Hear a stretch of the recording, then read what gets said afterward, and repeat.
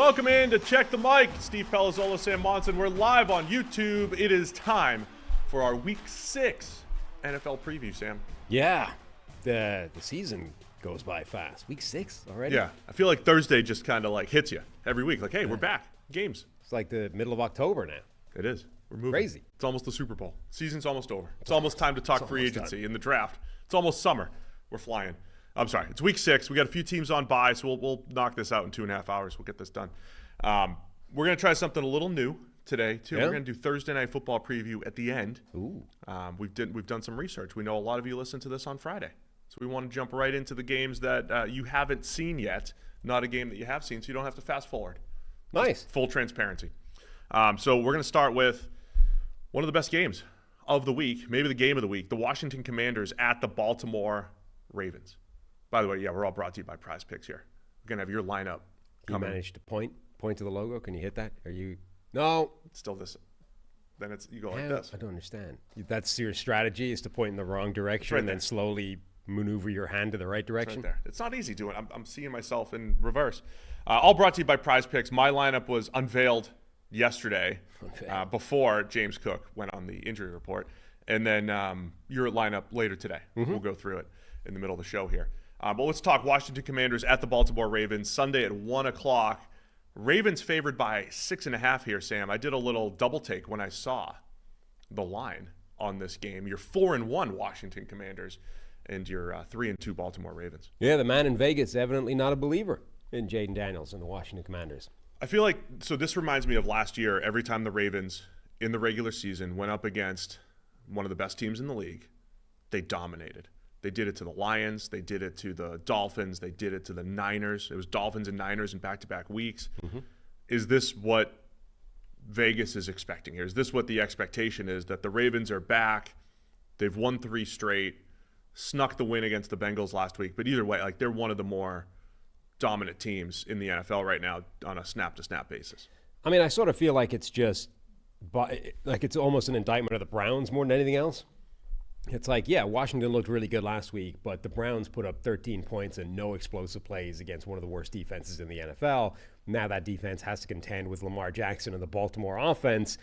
That feels like a different proposition. Meanwhile, you know, now it does seem to be like I can imagine a shootout akin to last week, right? Baltimore and Cincinnati, neither defense really doing a great job of stopping the other. It does kind of suggest that Vegas simply doesn't believe Washington has the capacity to do that to the Baltimore defense yet, which I don't know if that's true. Yeah, I mean, we highlighted Frank Louvu for Washington last week. He had, I think, 3 times he tackled the quarterback. I think the NFL said 2.5 sacks. By the way, the guest on Ari Meirov's NFL Spotlight this week. But Louvu had a huge game. He's a good blitzing linebacker with edge rush history. But, like, again, Washington's down-to-down pass rush has not been great. Ravens have been really good up front. And it does – look, I'm not trying to overrate one 51-yard run by Derrick Henry in overtime. He was mostly bottled up for much of the game. But the Ravens have, I think, figured out ways for Lamar Jackson, Derrick Henry, and then the passing attack to all work well together. Last week was more of a Zay Flowers type game for the Ravens. Lamar made some incredible plays in the pass game. He's always a threat to run it. Derrick Henry a threat to run it. I just think the Ravens have way too many answers, and the Commanders have one good game defensively so far this year. Yeah. One good game. They are, if Jaden Daniels in the offense wasn't this good, we'd be talking more about the Commanders being the worst defense in the NFL right now. Yeah, and so I do think that they're right that, Baltimore's offense I would expect to run riot over this defense. But it is sort of suggesting that there's no way Washington can keep pace. And I don't know that there's evidence for that yet. This Washington offense looks really good. They can run the ball. They can pass the ball. Every single question that's been thrown Jaden Daniels' way, he has answered. And there's been a variety of those questions. He's been challenged in a very different way each week. Baltimore's defense is not as good as it's been in previous years under Mike Macdonald. They're middle of the pack in terms of EPA against. They are creative. They've got good players. So it is a challenge again. But it's not a challenge I think you automatically assume that Daniels is not going to be able to meet. The one thing I do want to see on that side of the ball, I made the statement, and not realizing how controversial this could be. Yeah. Made the statement that Jaden Daniels is the best scrambling quarterback in the NFL. Mm-hmm. Made that statement this week. And, people are, well, what about Lamar Jackson? I prefaced it by saying scrambling, as in it's a drop back pass and then you're taken off, different from designed run. I didn't even do that. Now it's head to head, right? We'll have the definitive answer to who the best. I'm sure Lamar's got this on his locker, bulletin board material, and he's gonna have like an 80-yard scramble in this game just to like prove me wrong. But Jaden Daniels as a scrambler, I think what the Ravens system does well over the last couple of years is gap discipline up front, using stunts and twists. When you see this a lot with Mahomes, anytime you're stunting or twisting, you're taking an edge defender, you're moving someone else there. It looks like it might be open, but you get someone else looping around to kind of contain them. Can the Ravens play some of those games to kind of contain Jaden Daniels? And look, there's no simple game plan against Jaden Daniels so far. It's not as simple as, well, he's struggling against the blitz, just get after him. I brought that up last week. He's still handling that extremely well. He's not struggling anywhere. Right. There's no area where you can look at it and say, if we could only increase this percentage, we're ahead. No, he's doing everything well. I looked up his PFF passing grade against man coverage versus zone coverage. It's 77.2 and 77.3. It's almost identical, man or zone, right? There's no specific game plan other than you want to keep him off balance. You always have to be disciplined up front. The problem is with Jaden Daniels' scrambling ability, he's got 235 yards scrambling, 100 more than anyone else in the league. With that ability, if it's a four-man rush, there's always a hole, right? There's always a gap for him to run through. So do you have to start sending the spy, the sugar rushers? Do you actually have to affect your pass rush? We've seen this through the years with the great scrambling quarterbacks. You can't get after it after the quarterback, because if you lose just a little bit of gap integrity, they can be taken off. In addition to Jaden Daniels completing a high percentage of his passes, generally working within structure. I don't want to focus too much on the scrambling ability, but what's made him special so far is if the open throw's there, he's hitting it. If it's not there, he's taking off and creating valuable plays. Yep. He's become a scary quarterback to deal with already. The other part of this, too, is we mentioned a little bit in our Drake May discussion yesterday. We talk about supporting cast and all this different stuff. I mean, Jaden Daniels on paper coming into this year, much like C.J. Stroud last year, didn't have the best supporting cast on paper. And then you're sitting here a few weeks into the season and it's like, oh, I forgot Nico Collins is good for C.J. Stroud. We knew that we had Terry McLaurin in Washington, but the offensive line looks a little bit better this year. How much of that is Jaden Daniels, again, creating a world where it's more difficult to rush? So Jaden Daniels already looks like he is elevating the entire Washington team, or at least on that side of the ball, which makes me think he was really good at Topgolf last year. He won the alpha test for a reason. He rallies everybody and elevates everybody around him, and the Commanders saw that at Topgolf last year. I mean, if this is the outcome of the Topgolf test, everybody's doing it. Every team in the NFL needs to immediately start running that next year. Topgolf is the new, what was the test? The S2 test? S2. It's the new S2 this year. Everybody's going to be doing Topgolf. We still need to. Those guys, they want to put us through the S2 test. We need to do that at some stage. Well, they're not as popular anymore. The brand took a hit last year. Sure. It would still be funny, though, to have us run through a battery of cognitive tests, and it turns out both of our brains are mush. I don't think my 42-year-old brain is as strong as it used to be. Am I 42? I had to double check what age I was. I mean, that's not a good start. Yeah. Anything else you're looking for in this particular game? No, I mean, By the way, really quick, I think there's a bunch of games that look shootout-y this week. This is one of them, right? Yeah. I do feel like under 51.5. Washington's defense, it does have the ability to not be the worst defense in the NFL. I know they haven't shown it necessarily, but they've got some good players. There's quite a wide sort of range of if they could show up for a day or two, lock down a couple of drives here or there. It's like that. You don't necessarily need to have a particularly good defense if you can show up for 2 or 3 plays, as long as they're the right plays, right, and win the occasional drive and get the ball back. But that's what you're talking about when it's a shootout, right? It's like Arena League, where all you need to do is get a stop somewhere, because then you steal a possession, and it's just a case of, do you have more possessions than the other team? All right, man. Is 6.5 too much? I can't get it out of my head what the Ravens did against good teams last year. But it's also 5 weeks into the season. We've seen them, blow one against the Raiders, probably coulda, woulda, shoulda lost against the Bengals last week. However you want to look at that, they pulled it off though by 3. Big lead against Dallas, albeit didn't lose the game. Like, yeah, they dominated the Dallas game. I would rather give them credit for the domination in that game rather than the letting them back into it. Yeah, but like letting them back into it, like if you're going to take your foot off the gas against a team like Washington with the explosiveness that they have, that's not going to be comfortable. I think we're looking at one of the games of the week though. Despite the 6.5 line, where are you going to go with this one? I'm going with Washington. Oh shoot, I got to pull up Harry's picks really quick here. He's in the. So while you do that, I never gave now. anybody an update over of the leagues that we're in, the sleeper leagues that you can find in our Discord. Link in the description to that Discord. So current update: there are 6 people still alive in the survivor pool. You're not one. No, due to forgetting to pick at one point. 6 people have made it through all 5 weeks. None were eliminated last week. So same six people from a week ago are still alive all the way through. There is a 3-way tie in the Pick'em League atop the group with 44 wins. Tiruler, The Big Crunch, and Chris Budge, who I think has been a previous weekly winner. So 3 people atop the list of 44 wins. I am at 37 wins. You, 35 wins. And Harry, 33. Oh, come on, Harry. So we've gone from a 3-way tie between you, me, and the child to I've taken a commanding 2-game lead over you, who has a 2-game lead over your son. Yeah, I always tell the kids, don't embarrass the family. Yeah. As advice. Mm-hmm. And it's not great right now for Harry. Well, really, the whole Palazzolo family. Not for it. I mean, I'm embarrassing the family too, being in second to you. So you're going to go where on this one? Washington, Baltimore. I think it'll be a shootout. I feel like 6.5 points, given what we've seen from Washington, is a lot.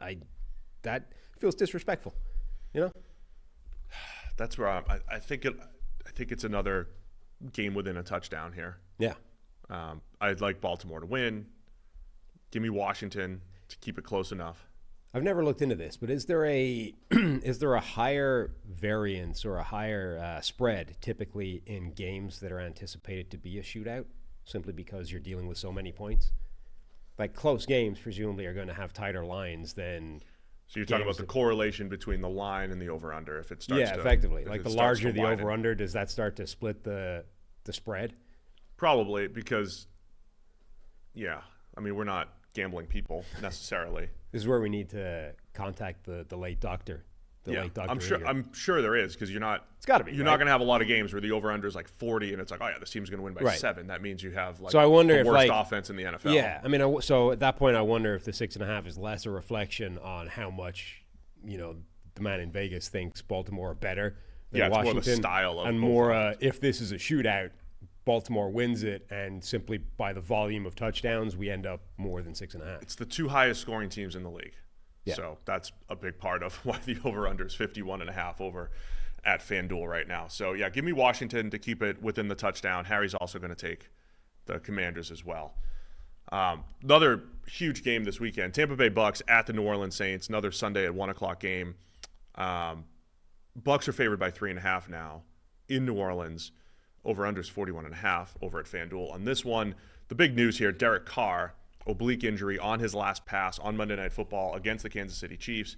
Looks like Spencer Rattler. Is that official, or is it just rumored that Spencer Rattler was the favorite? Because Jake Haener was the backup on Monday night, but it sounds like 5th-round rookie Spencer Rattler is getting the start this weekend for the Saints. Yeah, believe it is official. And then the other big news, correct me if I'm wrong, but we did not get to see the Mike Evans, Marshawn Lattimore boxing match last year. Is that correct? We did not get to see that. I think that's true, right? It's one of the most fascinating rivalries in sport, Sam, is when Mike Evans, Bucs wide receiver, Marshawn Lattimore, Saints cornerback, go head-to-head in a given week. For like multiple years running, it's going to be physical and intense. A punch. Is there an over-under on punches thrown? Like, it's just amazing that they always seem to get a little feisty on the field. This is the type of game where you really don't want the officials to be calling it like they did in London, where any slight contact is a flag. This is one where you got to see it coming a week in advance, assign the officiating crew that tends to let stuff go in coverage, and just let them go to battle. So that matchup is impressive. We've had Marshawn Lattimore's generally gotten the better of Mike Evans. Yeah. But Evans Evans got behind for a touchdown a couple years ago, touchdown in the playoffs. There's a couple big plays that Evans made, but for the most part, down for down, you're getting what's happened historically is Lattimore is taking Mike Evans out of the game. Yeah. Let me see. I don't think they matched up last year, right? I don't think they've matched up in the Baker Mayfield era. The Baker Mayfield era. And that's a big potential. Like anytime you're talking about effectively taking your number one wide receiver and removing him as a factor in the game, it's significant. Now, it depends how you look at it, how you want to describe which one of those receivers in Tampa Bay is the number one guy. Like Chris Godwin has more targets, catches, yards so far this season, but Evans leads in touchdowns, and he's the guy that they want to go to for the big plays, for the red zone targets. So either way, like if Marshawn Lattimore is able to eliminate him essentially from the game, it's a massive factor. Now, we did see, Lattimore did play last year. Played in the first matchup, apparently. The first matchup, yeah, 5 catches for 78 yards. And we probably had the same exact discussion. That's right. They got the better of him early last year. They also, Bucks won that first game pretty handily. It was week 4, so kind of early in the season, 26-9 at New Orleans. The Bucks were 2-1 at the time. Didn't really know what they were going to be in the Baker Mayfield era. The Saints had their way with the Bucks in recent matchups, and that was a big one for them for the Bucks to win. But then the Saints came back later in the year in a game where the Bucks could have clinched the division, and the Saints kind of dominated that game. So just last year's games were an interesting back and forth where the road team won in both of those matchups. What do you have any expectations for Spencer Rattler? Well, he's having. I mean, it's not as extreme, obviously, as Drake May, but Spencer Rattler is now being thrown into the fire with this offensive line that's been banged up and isn't the group that it was to start the season.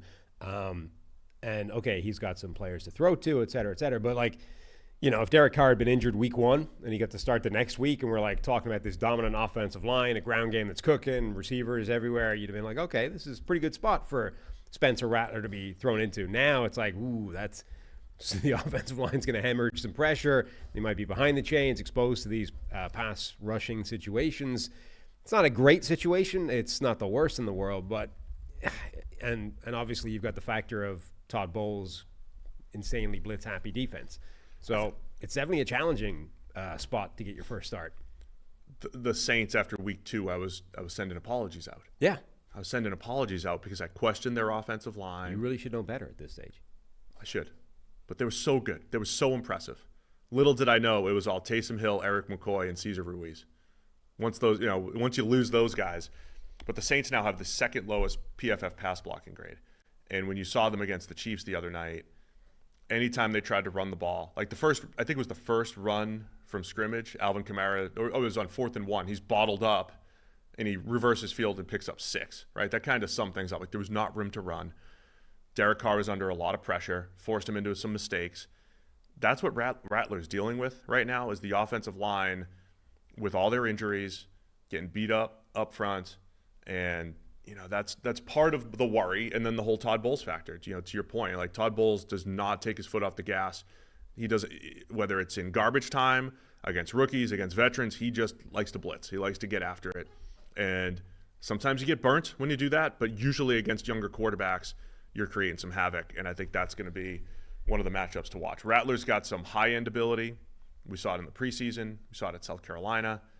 But he also at South Carolina dealt with a very bad offensive line and had a bunch of games where he sacked 5 and 6 times and had no chance. And it looks like that matchup's going to favor the Bucs up front in this one. Yeah, I mean, the blitzing, it speeds up the process, right? Which typically is a problem for young quarterbacks. Like the area they struggle with the most is the speed of their process generally. So if you're able to increase that pressure by sending the blitz, you are theoretically playing into their worst traits right away.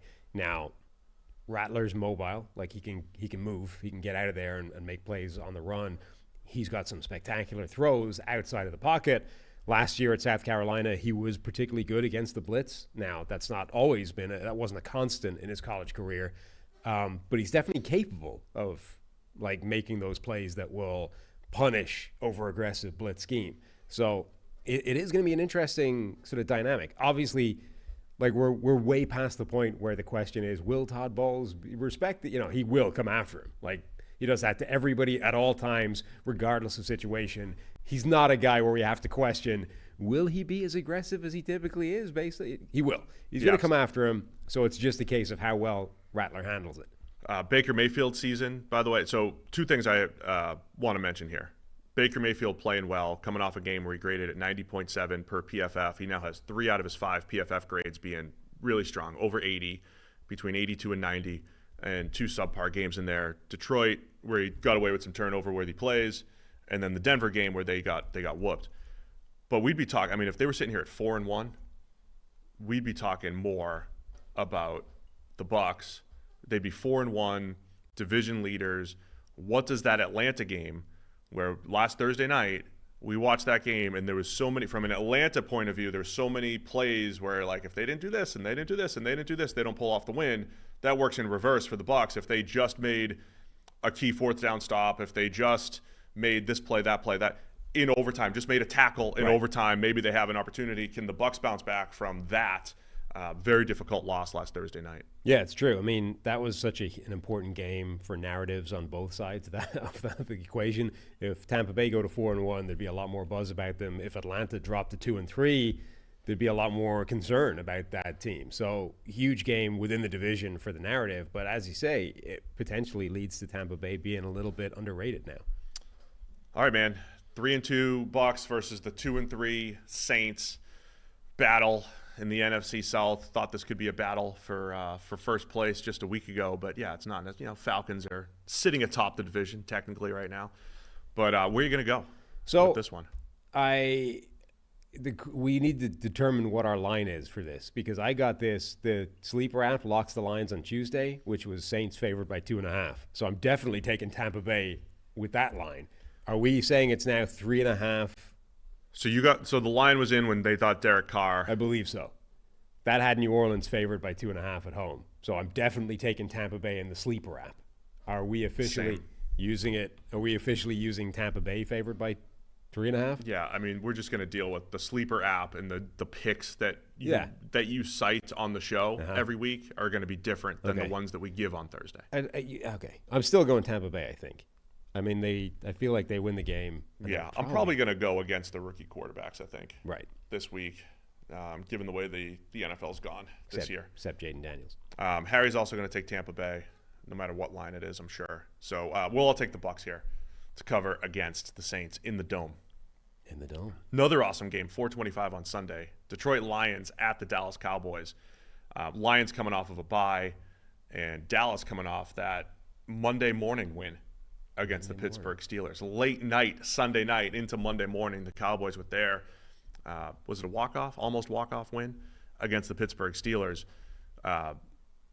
Lions coming off their Monday night game last week against the Seahawks to move to 3-1. Cowboys at 3-2. Another one where the over-under is 52.5. And so to answer your question, the spread here is only 3 for Detroit, but they're on the road. Right. In Dallas. So, Vegas calling this a, 5 to 6 point difference in teams. But it's in Dallas. Can't help. Was it 2013? Big shootout between Tony Romo, Matthew Stafford. I think Stafford had a couple big-time throws to Calvin Johnson up the seam to give Detroit the win off the top of my head. Can't help but think of that game. Shootout potential here for the Lions and the Cowboys.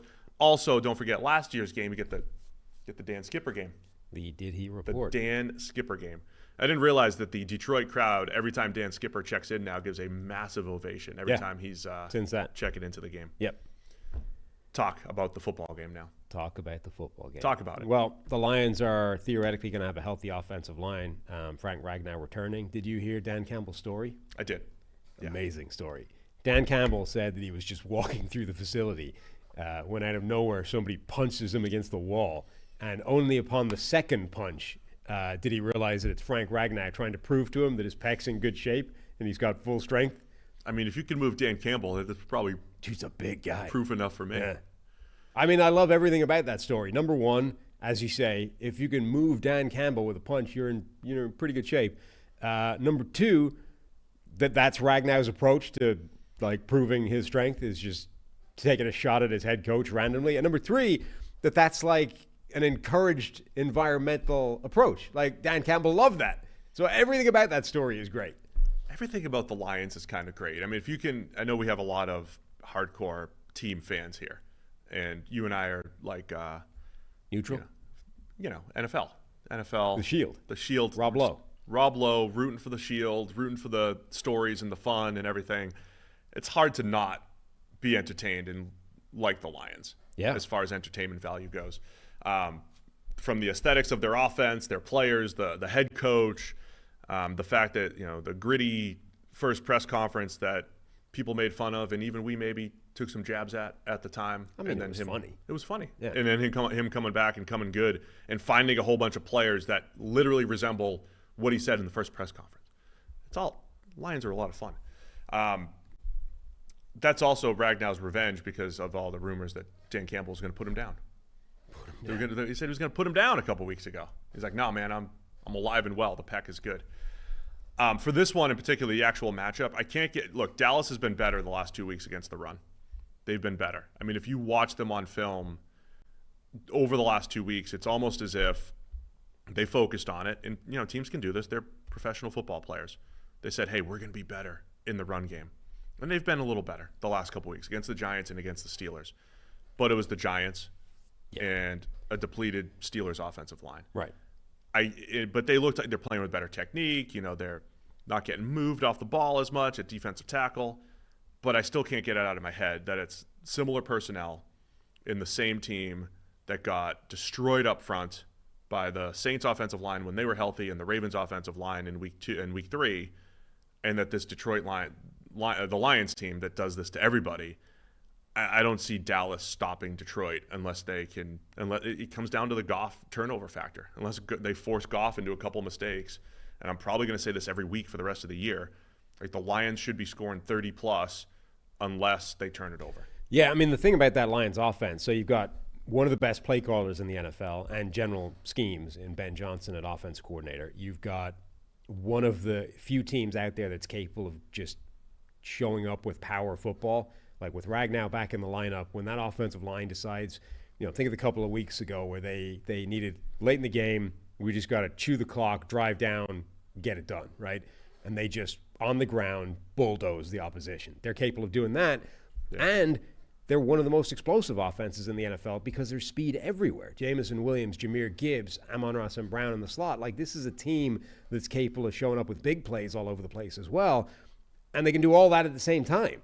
So they're a nightmare for anybody to stop. And I think you're right. The only limiting factor really is whether Jared Goff is going to have a really bad game, which, he doesn't have most of the time. He had a couple of them to start the season, but generally speaking, he doesn't do that. So I don't know how Dallas's banged up defense, even with Micah Parsons potentially coming back for this game, I don't know how they can slow this Lions defense down.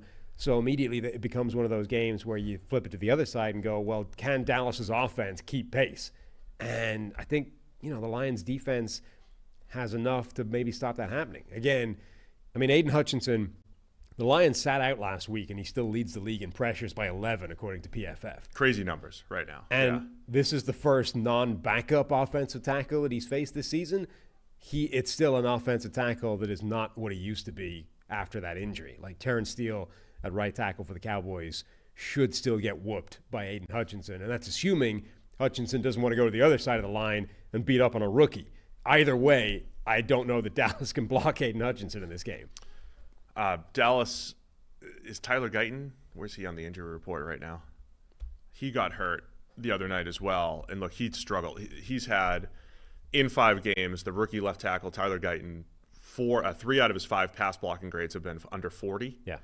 So as he looked like a project coming out, he looked good in the preseason, definitely cleaned some stuff up, but you're going up against NFL players. Yeah. And he just doesn't look ready on a week-to-week basis to pass protect. I believe that hinders Dallas's offense, right? Of course. Dak has to get the ball out a little bit quicker, and you can't be perfect as a quarterback. And it was like the first time Dak held the ball the other night, drifts in the pocket, TJ Watt comes around, Nick Herbig wins up front, strip sack. Those are the mistakes I think Dallas needs to avoid. overall impressed by Dak and how well Dallas moved the ball. They just made those disastrous red zone mistakes. They had a blocked field goal, miscommunication, interception, and a strip sack. So they moved the ball well against Pittsburgh.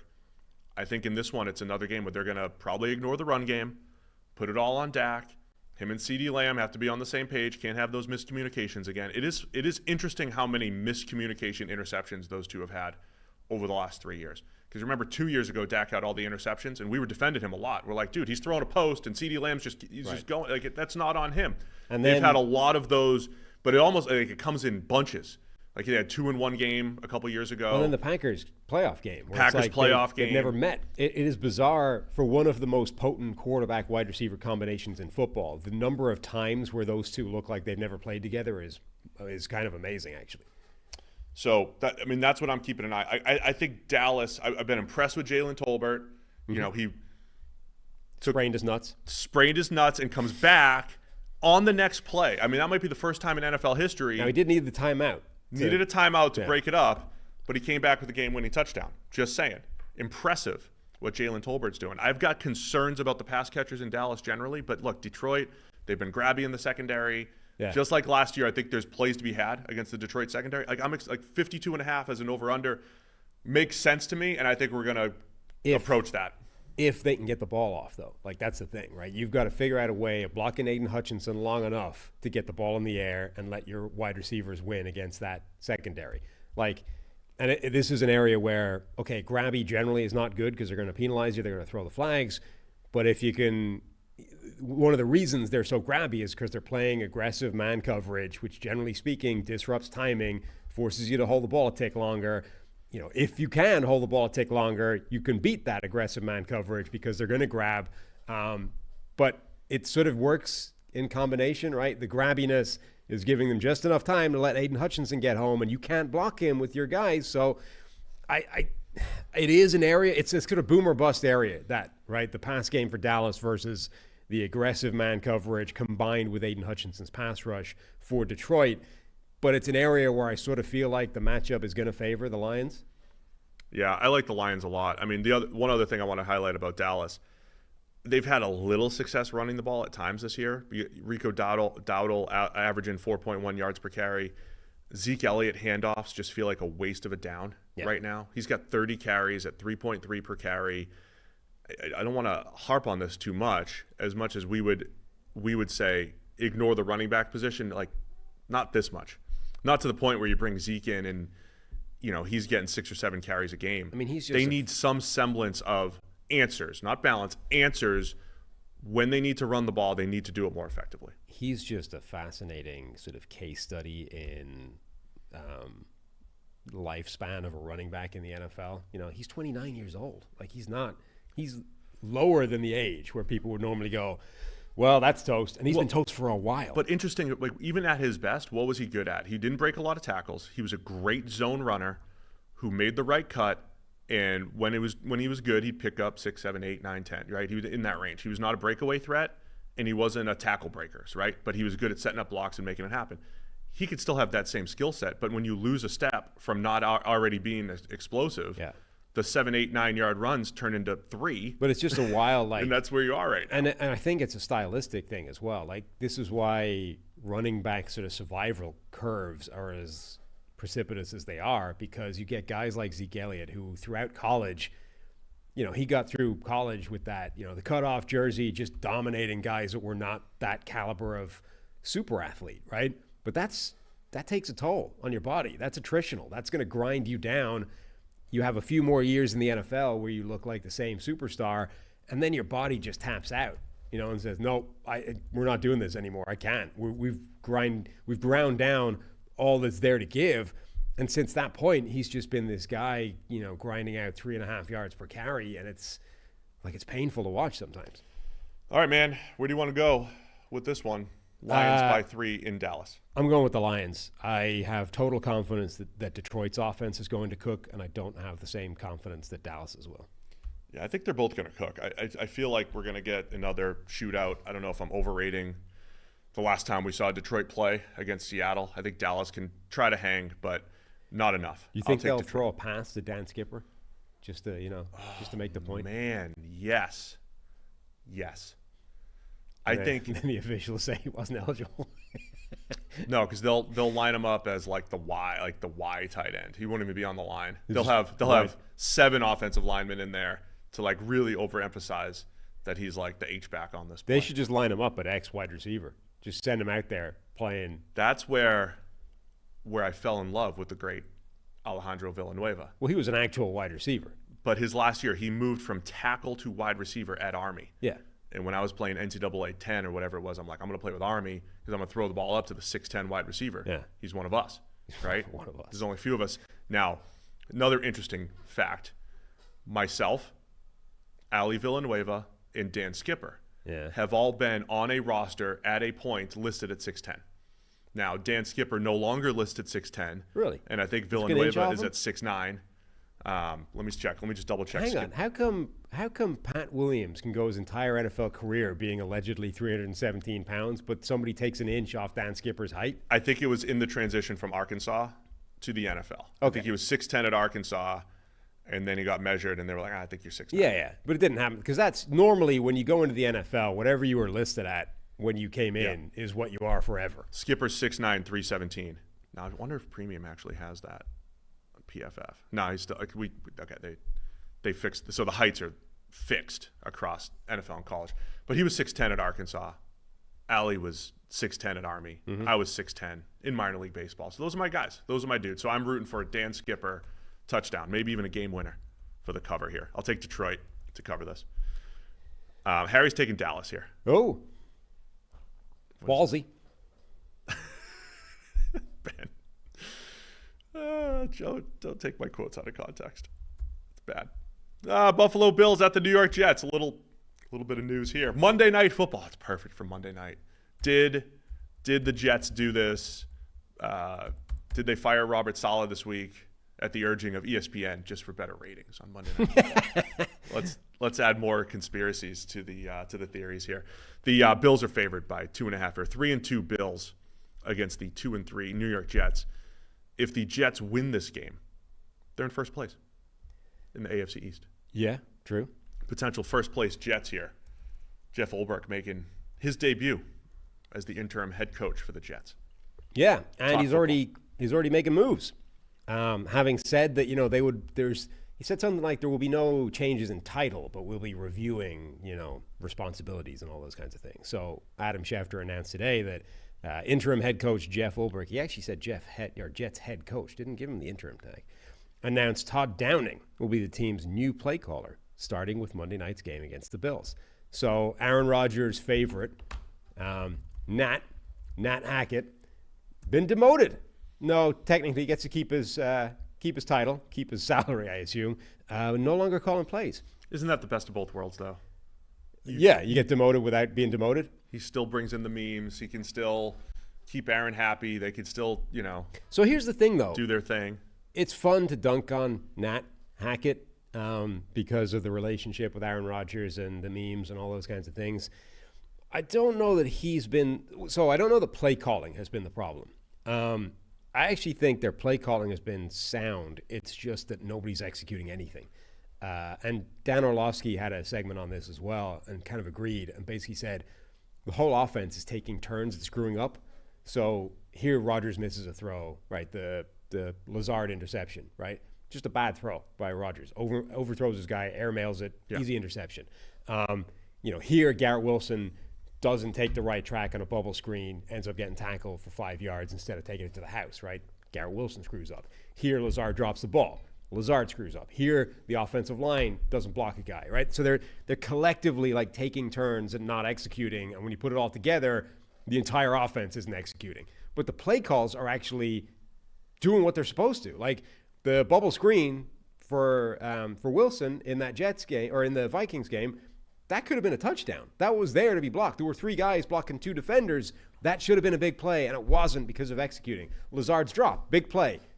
Lazard drops it. The interception, the big play, airmailed it, right? So the play calling, I don't think, is the problem. Now, you can say, look, play calling is only half the responsibility of an offensive coordinator. Ultimately, executing is his responsibility as well, right? He's got to get them on the same page. And I think you can also argue that, they don't use as much pre-snap motion and some of these other sort of Sure. things that modern offenses, if you like, are doing.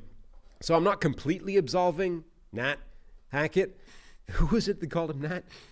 Coward. Oh, coward. So I'm not completely absolving Nathaniel Hackett from this. But there is previous evidence that Todd Downing has not been a good play caller in his NFL career so far. Multiple places he has taken over play calling duties, and the offense has gotten worse. So if this is the fix, I don't really see that it's going to do that job.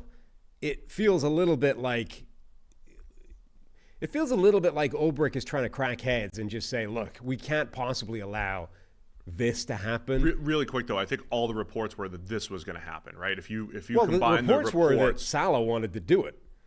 So Saleh was going. I think this was happening anyway. The only difference was Saleh woke up on Tuesday morning and got fired before he could make right. This move was happening. This isn't Ulbrich coming in and being like, I'm making changes. This is not what it sounds like at all. I don't know. I feel like this is Ulbrich looking at this and saying, we can't possibly allow Saleh to take the fall and not have consequences on the offensive side of the ball when that is the side that's struggling. I just don't know that this is the fix. I will say that the thing the Jets need more than anything else is for somebody to be able to assert dominance, if you like, over that side of the ball and get, like Aaron Rodgers brought up accountability the other week, right? Where Saleh was like, we need to stop using the hard count because we jumped offside 5 times.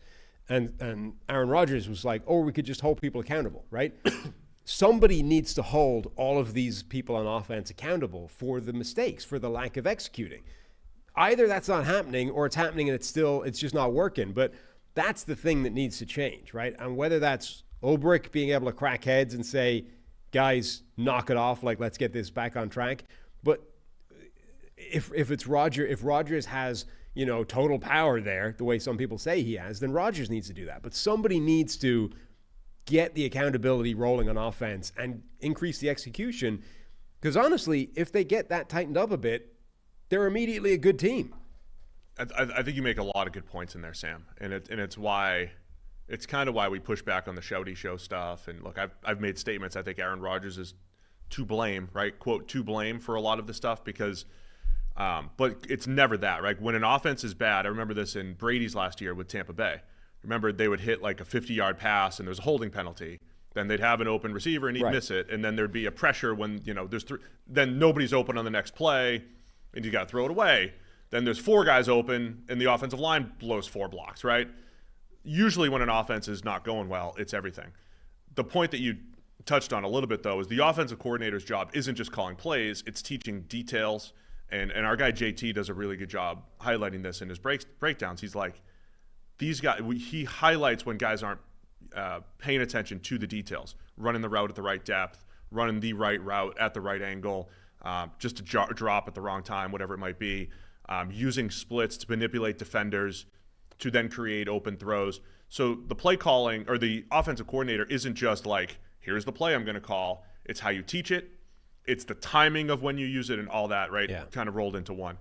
And also to your point, like Todd Downing doesn't necessarily have a great history there. And then you throw in the fact that Aaron Rodgers probably has more control at the line of scrimmage than anyone else. Yep. And he's got a few plays that he likes, right? He likes the little flat screen. He likes slant flat. I mean, he likes the same plays. He likes throwing back shoulders, and he missed the game-ending back shoulder down 6, missed it by a mile, and it's a game-ending interception, right? So there's a lot of different things at play here for the Jets. I mean, it's interesting. We had this conversation with JT, right? That Doug Peterson's offense in Jacksonville just looks dated. It looks out of date. It looks like a system that's sort of stuck 7 to 10 years in the past, right? And NFL modern offenses have moved on, and his hasn't necessarily. I sort of feel like the offense Rodgers is most comfortable running is one of those antiquated offenses that stuck 7 to 10 years in the past. Like, he wants to run a high-level traditional West Coast offense, right? The Mike McCarthy type of offense, right? And it's like, yeah, but everything else has evolved since then. And if that's what you're most comfortable running, there's probably a limit to how good that can be. We're going on a lot of rants here, but I just want to rewind for a little bit here. When he was playing with McCarthy, I highlighted this a few times this week. When Rodgers was playing with McCarthy, people were criticizing the offense for being too static. Yeah. And when they played man coverage, when teams played man coverage against them, you saw other teams using stacks and bunches and creating rubs and creating open receivers. And I remember people criticizing McCarthy, because he was the designer of the offense, for not, like, there's no easy throws for Aaron. There's no easy throws. And when it is there, he didn't trust the system and he'd roll out of the pocket. So just to highlight what's happening here in 2024, Aaron Rodgers' PFF passing grade against man coverage is 63. Against zone, 77.5. It is a massive difference. So, like, the same discussions that we were having 7 years ago, we're having now, where the offense doesn't do things. You either don't have receivers who are just creating, separation against man, which Garrett Wilson should be able to do, by the way. Right. Or you're not having it schemed up, right? Rodgers has all three of his interceptions against man coverage. So the same issues that were happening years ago, which makes me think this is Rodgers again coming back into his comfort level. And I thought when he came out of his comfort level for 2 years and let Matt LaFleur run the show in 20 and 21, that's where you got the best results from Aaron Rodgers and the Packers. So that's what I think Todd Downing has to figure out here, is what does the change look like? They have to do better against man coverage while also keeping Aaron Rodgers comfortable here. But you did talk about, if he – so I don't know that Downing is – in fact, I don't expect him to be an upgrade in terms of calling plays during the games. But he could be an upgrade in terms of getting those details correct and getting – like, if he can improve the execution – it might be fine. It might still be a net win, even if there's a downgrade in terms of play calling. So that's, the Jets have a lot of moving pieces now to try and get the offense back on track. The defense is fine.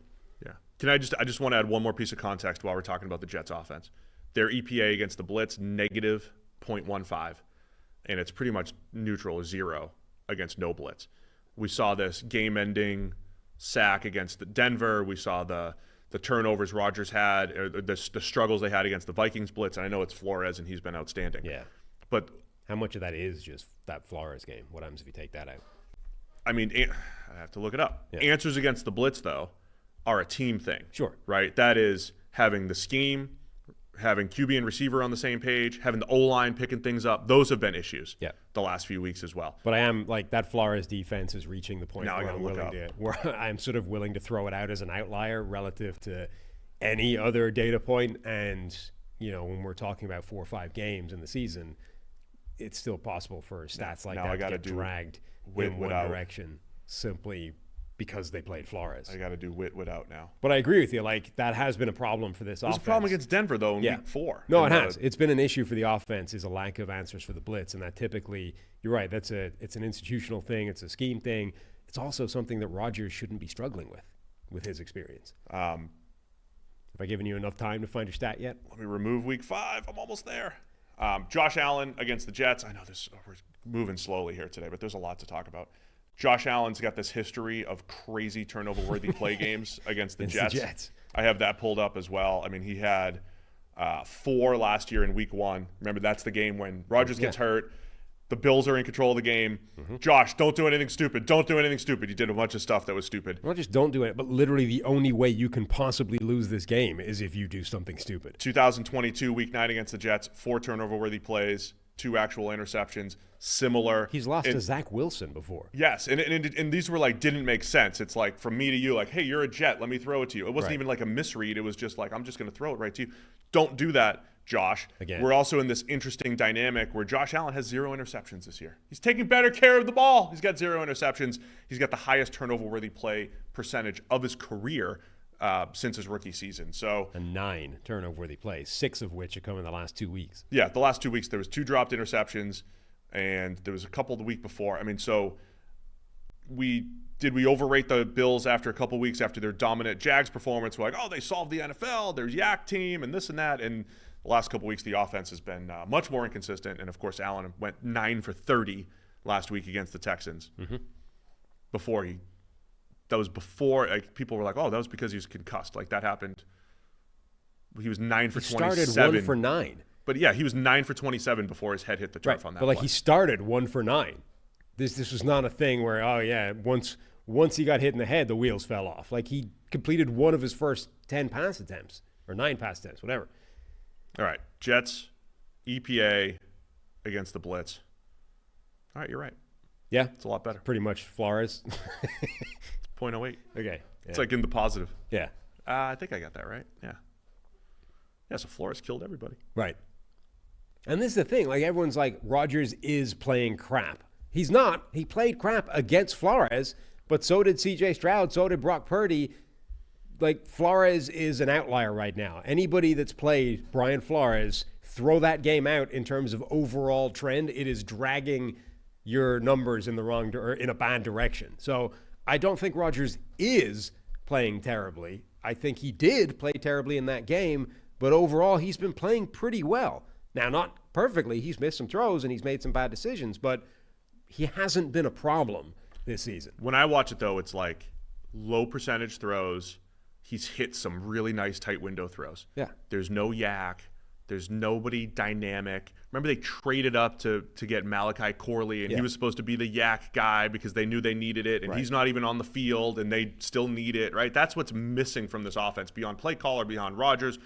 Who are you afraid of right now? It should be Garrett Wilson, but he's not playing well enough that you're afraid of him. But that's why we're focusing on, like, that's why Rodgers looks like he's playing worse than he is, because of this totality of lack of execution, right? Means that the overall offense, every time Rodgers does miss a play, it's critical because it's highlighted because nobody else is making the plays, right? So I think Rodgers, like, if everyone else was executing better, and I don't even mean perfectly, just reasonably, Rodgers' play would immediately look significantly better and nobody would be talking about it. It's highlighted as a problem, one, because he was supposed to be the savior, and, like, it is an issue if he's not playing fantastically, but two, because everyone else is letting him down as well, so his misses become front and center. All right, we got to make picks on this one. Sorry to Bills fans if we didn't focus on your team as much. I like James Cook going more than his rushing projection for PrizePicks, part of my lineup yesterday, because I think the Bills are going to be able to run the ball. Don't love the Jets' run defense. Bills are, to me, still the best team in the East. I'm pushing up against the interim head coach bump that you get here. I mean, they need to bounce back, the Bills. They got smacked in the mouth for the first time last week. Their offense, is going to have a challenge going up against that Jets defense, and then their defense is a really good unit. Like, so every time they play the Jets, it's a game they should be winning, but they seem to struggle with it weirdly. Yeah. So, and kudos to the schedule makers for making it Monday Night Football in New Jersey again, the same place where Aaron Rodgers carried the flag, got hurt last year. So they get a chance at redemption here for the Jets. Yep. Battle for first place. Bills by 2.5 here. Where are you going? I'm going with Buffalo. I don't believe that firing Robert Saleh is a cure-all for what happened for what's happened so far this season. I'm going to take Buffalo now too.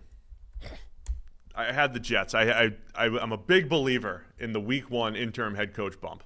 Yeah. Normally. Since it's related to this game, Harry will take Buffalo as well. Okay. Perfect. We had a comment on yesterday's show from Joshua, who said Steve looks so much like Tony Soprano with hair. So it's pretty close. Kudos to did Ben pull it? Who did this? It gets better. Wait, whoever. I believe we have some Photoshop as well to prove the point. Oh, jeez. Yeah, there we go. Yeah, I could be Tony. Oh, Uncle Anthony would be proud. Rest in peace. Uncle Anthony thought he was Tony. He wanted to be a Tony Soprano, minus the killing and everything. Right. You'd make a good gangster there, Yeah, I got the Sicilian ties. Yeah. There's there's a town of Palazzolo in Sicily. The weight is inching upwards, right? So once I think you clear, say 325, that's when I think you bring out the stogies as a bit. I'm down. We can do that. That was Janko. Good. It was impressive getting the same face. I was making the same face as Tony Soprano in that one. Just naturally. You didn't even know it was coming. Didn't know. That was good. Yeah. Always appreciate being connected to the mob. Arizona Cardinals at the Green Bay Packers. Packers favored by 5.5 here. 3-2 Green Bay Packers and your 2-3 Arizona Cardinals. Cardinals, man, they did a nice job against the Niners last week defensively. Kept them close and then made huge plays down the end. in the end, I don't know when the Cardinals are going to play their best games. It's one of the most difficult things to predict here. Yeah, it does feel fairly random. I wonder if if they sort of saw something with how successful Kyler Murray was running the ball last week. Last week was a season high for him in attempts and yards, but a season low in scrambles. So they were designed runs. Like they deliberately tapped into using him in the run game rather than he just happened to run the ball a lot scrambling, right? I think that they should do that a lot more. I know people are like, well, you don't want to expose Kyler to injuries. He's really good at not taking hits. Like, the dude is tiny. He understands he can't play like Josh Allen, right? Kyler Murray, this idea of, if you're going to be a 5'10" quarterback in the NFL and be a high draft pick or whatever, you need to have figured out the ways around that, right? Yeah. Kyler Murray is the best example that's currently in the NFL of that. Russell Wilson was for a long time. Now it's Kyler, right? He understands how he needs to play the game to offset the fact that he's 5'10" and can't do some of the things that other quarterbacks can. And one of the things he understands is he cannot launch himself into linebackers when he's in the open field, right? He will scamper away, he will get what's there, and then he'll slide. He'll hit the turf. So I'm not concerned about exposing Kyler Murray to injury risk by letting him scramble or letting him run the ball more as part of the design run game. He's good at that. Like, he understands how to do it. I'm completely with you. We've said that for years on the show. The QBs who know how to avoid hits, that know how to run out of bounds. What was the description? Kyler's like your toddler running around with your cell phone. Yeah, He looks like. He looks like every time he runs is like being a toddler being chased. Kyler. I mean, look, I've been raving about Jaden Daniels' scrambling ability. Kyler's similar. He's in that same bucket. Kyler's the first guy where I said he drops his eyes in the pocket, but I don't care. Like, I think he's okay doing that because he might miss a throw here and there, but he's going to navigate and either create something with his legs or with his arm. I think that's what makes Arizona tough to predict, because Kyler does have special in him on a week-to-week basis. I don't know if Marvin Harrison Jr. is special yet, but I think he could be a high-end receiver and has that in him. Trey McBride, when he's healthy, has that in him.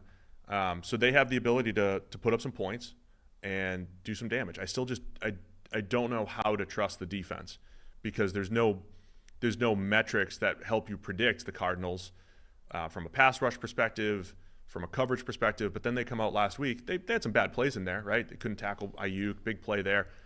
But they played some tight man. They started playing man coverage against San Francisco, played it tough. Purdy had fewer places to go with the ball. And then, to me, one of the stories of the season is teams are like bridging the gap, the talent gaps, with the blitz. Yeah. And the teams that are, and you could say that the Vikings and Flores are doing this, but at like the extreme level, right? The Vikings don't have the most talented defense in the NFL, but they're probably the toughest to go up against because of their blitz packages. Well, they were doing it last year, and then they upgraded all the defensive personnel. Yeah, they're still very good. By the way, Vikings fans, I mean, the most offended fan base this year for us, right? There's always one. It's the Vikings. I mean, this isn't a knock on you. I'm just saying the blitz schemes are kind of bringing teams closer together in my mind. And Arizona last week just dials up some plays at the right time, and you get the game-ending interception on Purdy. And you have a few plays where he's confused, and you're slowing down the Niners' offense just enough. Arizona's had a few games like that, right, where they can surprise. Now, is this one of those weeks as 5.5-point underdogs in Green Bay? Yeah, I no, I don't think so.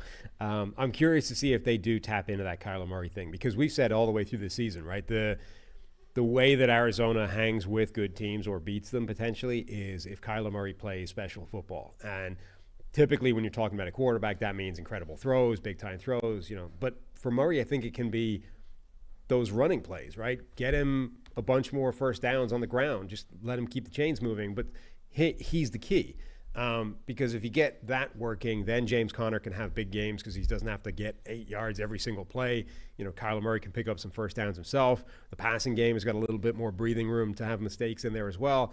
He's the key to everything if they can get him going to a really high degree. And they've been a bit hit and miss with that.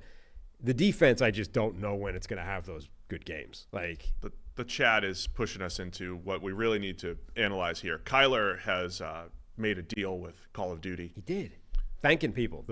Thanking us, really. The people that memed him into the bag. Oh, yeah. We definitely poked a lot of fun at that. Yeah. So apparently you can play as Kyler on the new Call of Duty game. Now, we're an hour in. Let's just do it. Uh-huh. Nintendo 64. What? When you played the GoldenEye, the James Bond game, you had Oddjob in there. Now, Oddjob was really short. Uh-huh. And he was so short that my friends and I made a rule that nobody could be Oddjob because you had to change the level of the gun to shoot him. It was the only guy where you had to tilt the gun. It was just a massive cheat code in GoldenEye. Yeah. I want to know, does Kyler, playing with Kyler on Call of Duty, does that bring the same advantage where he's shorter than everyone else and it's harder to shoot him? Is that one of the advantages that he brings to Call of Duty? Like Oddjob in GoldenEye? I can't say I've ever actually played Call of Duty. I don't like games on consoles where games that you on a PC would use the mouse to aim. Yeah. Console, like I don't have a mouse from a PlayStation and a controller is awkward. You're a PC video game guy. No, but if I was playing a first-person shooter, I need the mouse, and I haven't bothered getting one of those for a PlayStation. The 1 year that I played a lot of GoldenEye was 2009. My roommate, we're in Fresno. Was it Fresno? Yeah, Fresno. My roommate and I would play Call of Duty. We just played like the zombie levels and just try to kill as many zombies as possible. For every hour that we weren't at the baseball field. That's all we did. Uh-huh. So I haven't really played a whole lot since 2009. So I don't know if Kyler's lack of height brings an advantage to the table. I'm not asking you, Sam. I'm asking the chat to chime in here. Okay. Does this mean that do you fade the Cardinals after this comes out? Is Kyler too distracted here, or is he just a whole new man? He appreciated that motivation, and he's gonna cook now that he's living his dream as a Call of Duty character. I feel like he's lent into the meme, so he's neutralized it now. Well, we're not getting off track, Dexter. We're not getting off track. This is completely on track. Sounds a little bit like we're getting off track. A little off track. Talk about the Packers for a minute, and we'll make picks. My question with the Packers, young team, Jordan Love in and out of the lineup. Kudos to what they did with Malik Willis for 2 weeks to steal a couple wins and really get the most out of him. Tough to forget, easy to forget, I think, last year. The first 8 weeks, they looked different, and then they flipped a switch. Is that a theme for the Packers? The young talent, Jordan Love, do they take a few weeks to get – because it's been a little uneven from Love. He's coming back off the injury, had the weird pick six last week. Do you think that it just takes a few weeks for the Packers and are they streaky too? Is Jordan Love one of those streaky quarterbacks? And we haven't hit the good streak yet. Possibly, yeah. I mean, we had that, the Will Levis-like interception in the end zone, the pick six. Also that crazy bomb to Jaden Reed early in the game, which should never have been put in the air. Like that ball shouldn't have been on. And I don't know if it was the pass. I don't know if it was intentional by Love or not, to effectively put the ball in the only place that was going to require a flip of his hips in the wrong direction from the DB, who would then have to relocate the ball and figure out where he would then need to adjust to attack it. And by the time he's done that, Reed is already heading in the right direction, went up and got the ball. Because when you watch it on the TV copy, you're like, how did that ball get through? Like that shouldn't have been able to clear the defenders. And the reason it did is because the corner on the backside playing that deep third had to sort of relocate and turn back outside. And by the time he found the ball again, he had sort of drifted too far down. I don't think that was deliberate. I think that was just kind of lucky the way that Love put the ball there. And it was on a pass that shouldn't have been on and ends up being one of his biggest plays of the day. So I don't know if he's playing the way he played last season yet this season. All right, man. Packers by 5.5. Where are you going in this one? Green Bay. I don't know that we're going to get a good game from Arizona 2 weeks in a row. All right. Give me the Packers as well. Harry's going to take the Cardinals here. Cleveland Browns at the Philadelphia Eagles. Eagles favored by 9.5 against the 1-4 Browns. Eagles coming off a bye. They're 2-2. Looks like they're going to be healthier. A.J. Brown, Devontae Smith, both coming back. We haven't seen both of those guys on the field in weeks now. Yeah. I think Smith is still in the concussion protocol as well, right? There's a couple of receivers that are in there longer than they've usually been. That'd be a 3-week concussion protocol? Yeah. Most of the reports have A.J. Brown, Devontae Smith, Lane Johnson likely to return for week 6. I certainly believe, as of Thursday right now, we don't know for sure. I think all three of them probably will be, but it is interesting that was a big smack to the head that he took from that from the defensive tackle. Like the sort of play that they've almost tried to, well, they have tried to outlaw, but in like blocking terms, that kind of crank back towards the guy running at you, which used to be a staple of NFL blocking or NFL games, is now being kind of taken out of the game. But Devontae Smith managed to get himself in that situation as a ball carrier and just got absolutely lit up for a guy that only weighs 160-something pounds. So big hit for him. And yeah, this Eagles offense has been different when they have had to go to other players. The big thing for me, the Browns offense obviously is atrocious, and we'll get to them. Consequently, their defense needs to force turnovers, and Jalen Hurts leads the NFL with 11 turnover-worthy plays, according to PFF Plus. He has the third worst turnover-worthy play rate at 6.7%. That's a massive number. He still has the most because they're coming off a bye. Yes. Yeah. So he has the most in absolute terms and the third worst rate.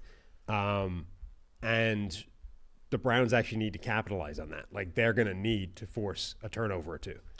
Yeah, the Browns defense, we say this every year, when a team's a top 5 caliber defense one year, it's really tough to bank on that year after year. We've spent so much time talking about Deshaun Watson and this Browns offense.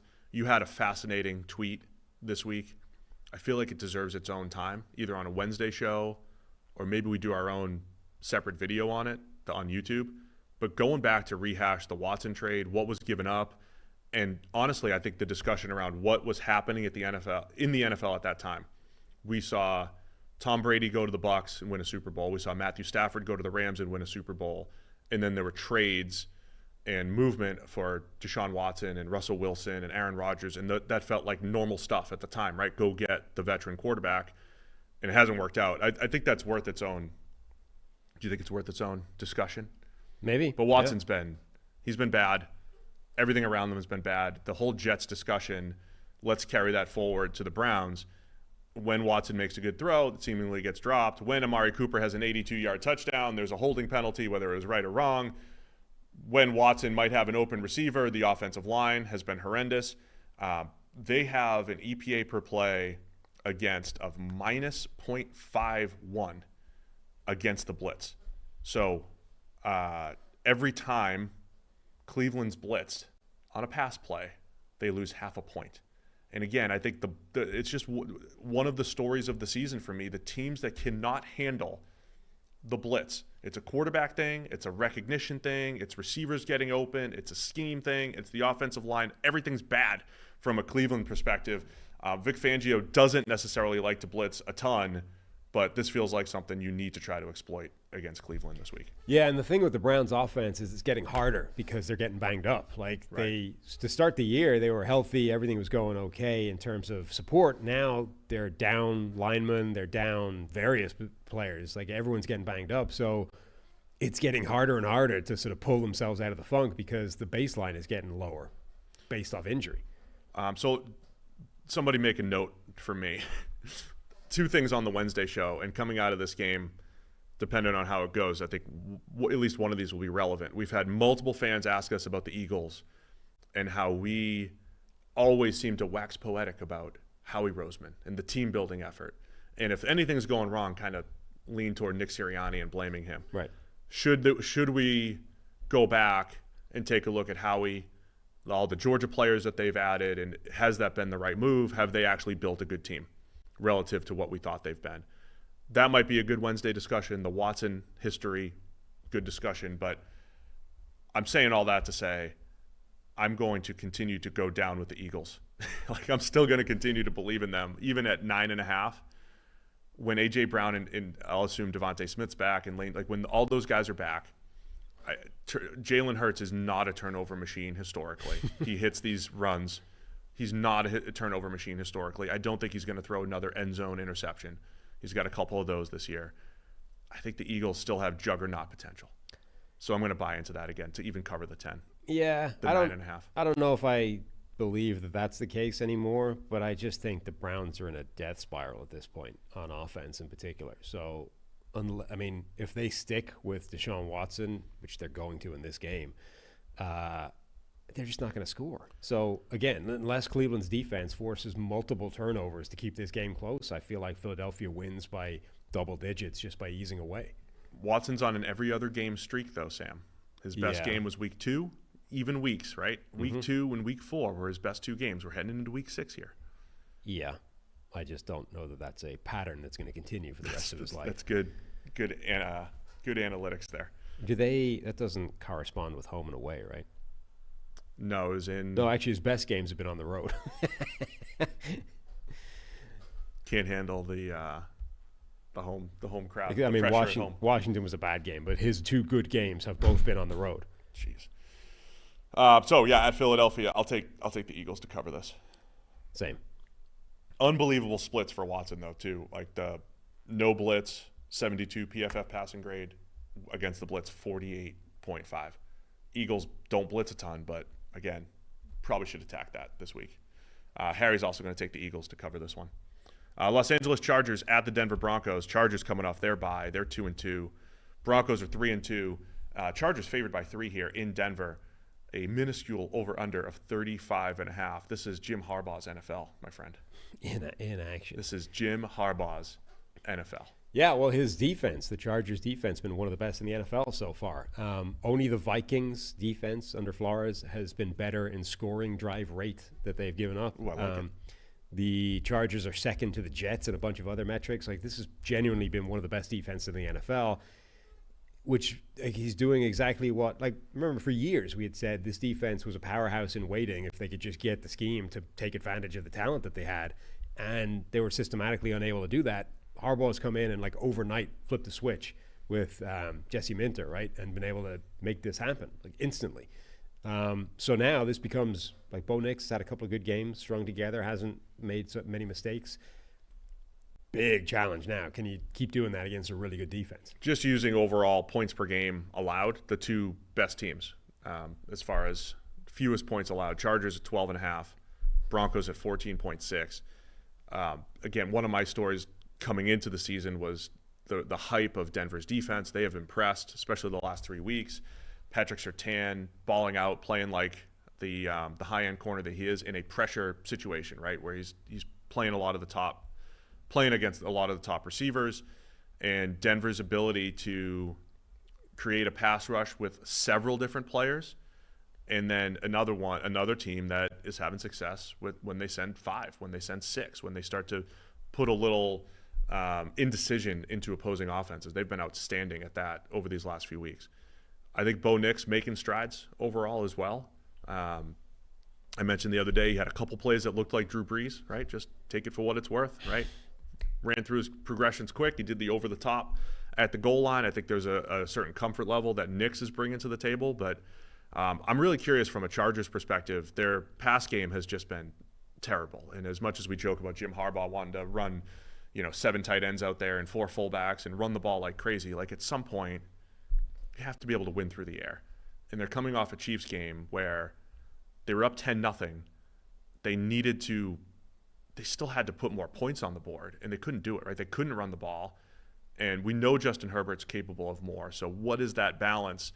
The guy's got 530 passing yards or something this year. They really have turned him into a college-esque, J.J. McCarthy-esque, game manager. Well, not just that, but he has by far the highest turnover-worthy play rate of his career so far. Like, remember, Herbert had typically been the best quarterback in football at protecting the football. Not actually managing the game properly. Yeah, so he had 2 straight years where he had a turnover-worthy play rate of like 1.6, 1.7%, the best in the NFL. And you're like, actually, in a weird way, we know he's capable of more, but actually in a strange way, Herbert is the perfect game manager quarterback. Like, he's capable of spectacular plays, but he also protects the ball better than any quarterback in the NFL. He's like, he's actually sort of designed to do this. And yet it hasn't worked because suddenly in reducing what you ask him to do, his turnover-worthy play rate has spiked through the roof. Now, okay, it hasn't resulted actually in that many turnovers. We got 1 interception. But we also, remember, you've made the point he's got more injuries than wins or whatever. Like, the dude is banged up despite theoretically being protected by a much lower volume passing attack. So I'm not saying Justin Herbert is a problem, but whether it's injuries, whether it's the offense, he needs to play better than he's played through the first 4 games. All right, let's make our picks really quick, though, on Herbert. Another one, maybe we put aside for a later discussion. I've made the point, QB wins I think are informative over time. Yep. Herbert's had a lot of different offensive coordinators, a lot of different styles, a lot of different schemes. They're 2-2. We don't know enough about the Chargers yet, but is he playing up and down to the situation that he's played in rather than being able to take over, carry the team? Something to keep an eye on for Herbert. I've been impressed by Denver. Chargers coming out of the bye, hopefully a little bit healthier. What are your thoughts here on this game? Chargers by 3 here on the road. I'm going to go with the Chargers based off the impact that I think their defense will have on Bo Nix. I think we might see a spike again in mistakes from Nix. I'm actually really looking forward to this game despite the 35.5 snow game type of over-under that you have here. Denver's been... You're just a fan of good defense. I am a fan of good defense. I've been impressed by what Denver's doing. They're making life difficult for opposing offenses, so I'm taking Denver in this one. As the underdogs, Harry also going to take Denver here. We got another London game. Where's this one? Is this in Wembley? I don't know. This is the Jaguars taking on the Bears. It's in London. The annual at a Jags stadium. London game. The annual, the first of 2 Jags London games. So they're going to stick around for a week. I think they have New England. I think aren't they like contracted to Spurs Stadium, the Jags?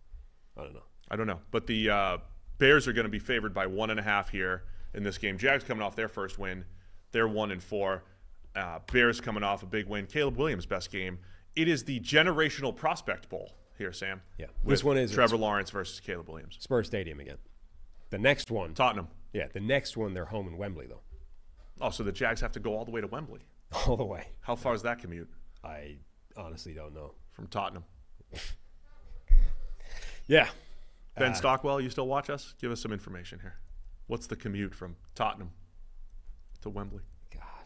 What? There's just something wrong with it. It's an hour away, apparently. It's an hour. That's long. It's an hour away on the North Circular. You just jump on the trolley or something. God. What do you do? What? Stop. Just stop. Stop saying things. Talk about the football then. Talk about the football. It's a fun matchup here. The Generational Bowl. Yeah. Generational Prospect Bowl. Yes, that's what this is. Yeah. We're at the point where there's so many times that former number 1 overall picks, because they're all quarterbacks now, there's a lot of number 1 versus number 1 matchups. Yeah. You got like Goff, Baker, and all that. These are fun matchups. I mean, look, we got signs of life from Trevor Lawrence and the Jags last week, and they do it again against this Bears defense, which does seem to be consistently able to outperform, I think, the talent level or even the play level individually. Generally speaking, if there's a disconnect between sort of the sum of the grading parts, if you like, on defense and the overall results, I think that speaks to coaching and scheme. And not all the time. Like sometimes you can just go on a run like that where, so it says one of two things, I think. When a defense is radically over or underperforming effectively the sum of all the individual grading, it either means like it screams regression to the mean, that's going to go back in the other direction at some point. It's just variance. Or when it happens for a long enough period of time, I think it's a coaching answer, right? And the gap is being bridged by scheme. And I think the Bears have been doing it for long enough now that I'm willing to say that's what's happening, that this is a good scheme and a well-coached defense that is outperforming the individual talent that it has. So it's a challenge for Trevor Lawrence to back up what he did a week ago. We hopefully are going to get to see quite a lot of Brian Thomas Jr. going up against Jalen Johnson as a one-on-one matchup. That'll be pretty fun. And then we get to see the other side of the ball. Can Caleb Williams build on what has been a steady increase and improvement every week? Against the Jags defense that's played a lot of man coverage. Yep. And so that means, Rome Odunze, DJ Moore, you got to win your one-on-ones. Which none of them really have been in man coverage this year. Yeah. DJ Moore is the only one of those Bears receivers that's got any kind of numbers against man coverage. And even he's only averaging 1.4 yards per route run against man coverage.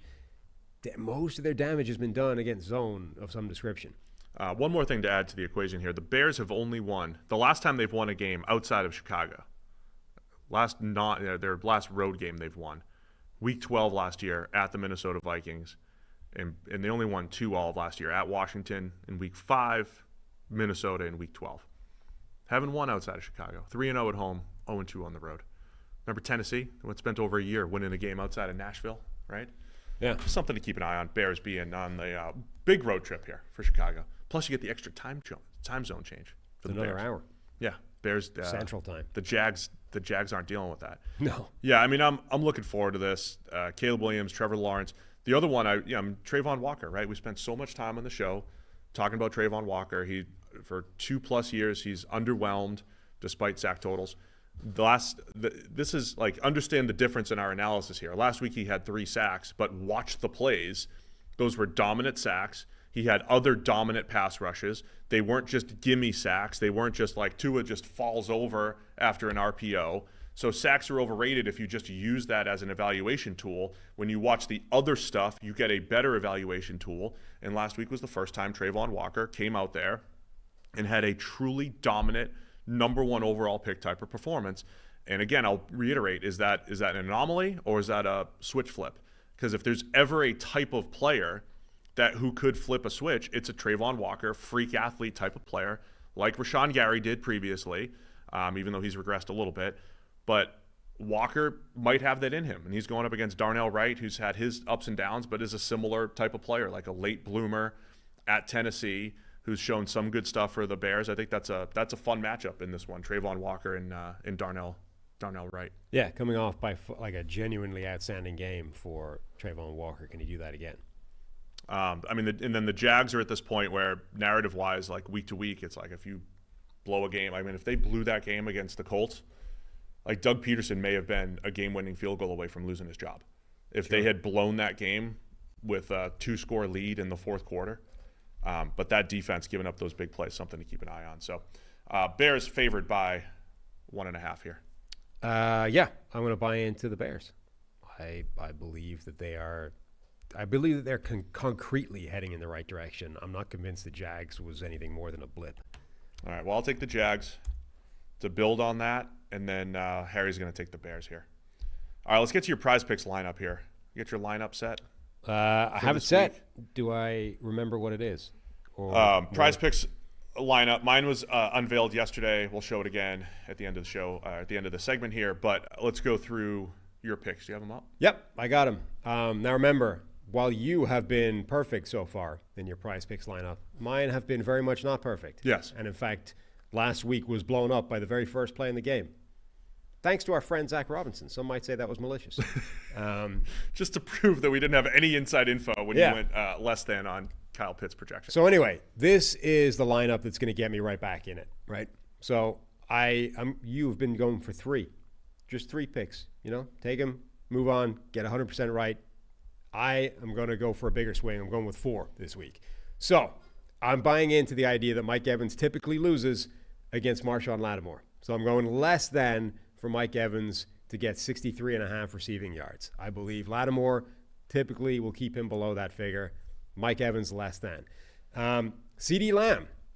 The Cowboys are going to need that working. They're going to need CeeDee Lamb to absolutely cook to keep pace with the Lions. I also suspect they're going to be behind in that game quite a bit, so they're going to need to be passing. CeeDee Lamb is going to get more than 81.5 receiving yards. It's a big number. It's a big projection. But last time he played the Lions, he had like 1 million yards and like all of the catches, right? So he's going to need to do that again if they're going to have any hope in this game, and I believe they'll be behind, so they're going to be passing. Kyler Murray. I'm buying into this idea. Odd job. Odd job is going to get more than 36.5 rushing yards. They're going to tap into him in the designed run game. Kyler Murray is going to cook on the ground. Lastly, King Henry, Derrick Henry, is going to get in the end zone. He's going to get more than 0.5 rushing and or receiving touchdowns. Derrick Henry is going to score.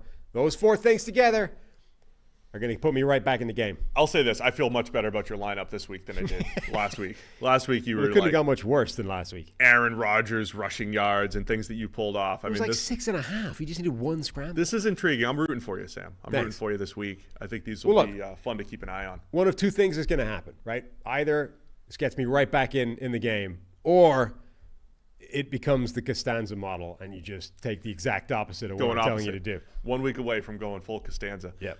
Do we have my lineup here as well? There it is. Yeah. So just to reiterate what I did this week, David Montgomery, more than 59.5 rushing yards against Dallas. I just think the Lions are going to run all over the Cowboys. James Cook, before I knew he was on the injury report, I was saying more than 59.5 rushing yards for him as well. Similar, I'm looking at the Jets' run defense, thinking the Bills are going to want to take a little pressure off Josh Allen, run that ball. with James Cook. And then for the second straight week, looking at Rome Odunze going more than 35.5 receiving yards. He was good last week for me. And again, I think he's going to continue to grow in that offense with the Bears. So I'm going three optimistic projections here. That would be an unfortunate way to lose for you if James Cook doesn't start the game. Now remember, PrizePicks does the injury insurance thing, where if he played the first half, then left, you'd be good. It would be reset. Yeah. But if he doesn't play at all, you don't. Could be in trouble. Yeah. All right. Well, PrizePicks, you guys can all join as well. Download the app. Promo code is check the mic. You get $50 instantly when you play $5. So go do it right now. PrizePicks app. Download it. Use the code check the mic. You get $50 instantly when you play $5. And join us in the Discord. We can have a little discussion about our weekly lineups and have some fun. So Discord, link is in the description. Join the channel there that has PrizePicks. You'll have the app. Use the code. We'll all have some fun together. Sound good? Yep. All right, let's go. Atlanta Falcons at the Carolina Panthers. The first place Falcons favored by 6.5 here against the Panthers. It's a battle of former PFFers, offensive coordinator Zach Robinson for the Falcons and analytics director Eric Eager of the Panthers. Yeah, PFF all over the league. I'm curious whether the Atlanta Falcons can generate any kind of pass rush against what is now a banged-up Carolina offensive line. Every single week is the worst and third worst pass rush. Oh, yeah. They're both PFF pass horrific. rush But all of a sudden, Carolina's offensive line, which had been really good this year, repaired group, is now missing. Austin Corbett at center is down for the year with a popped elbow.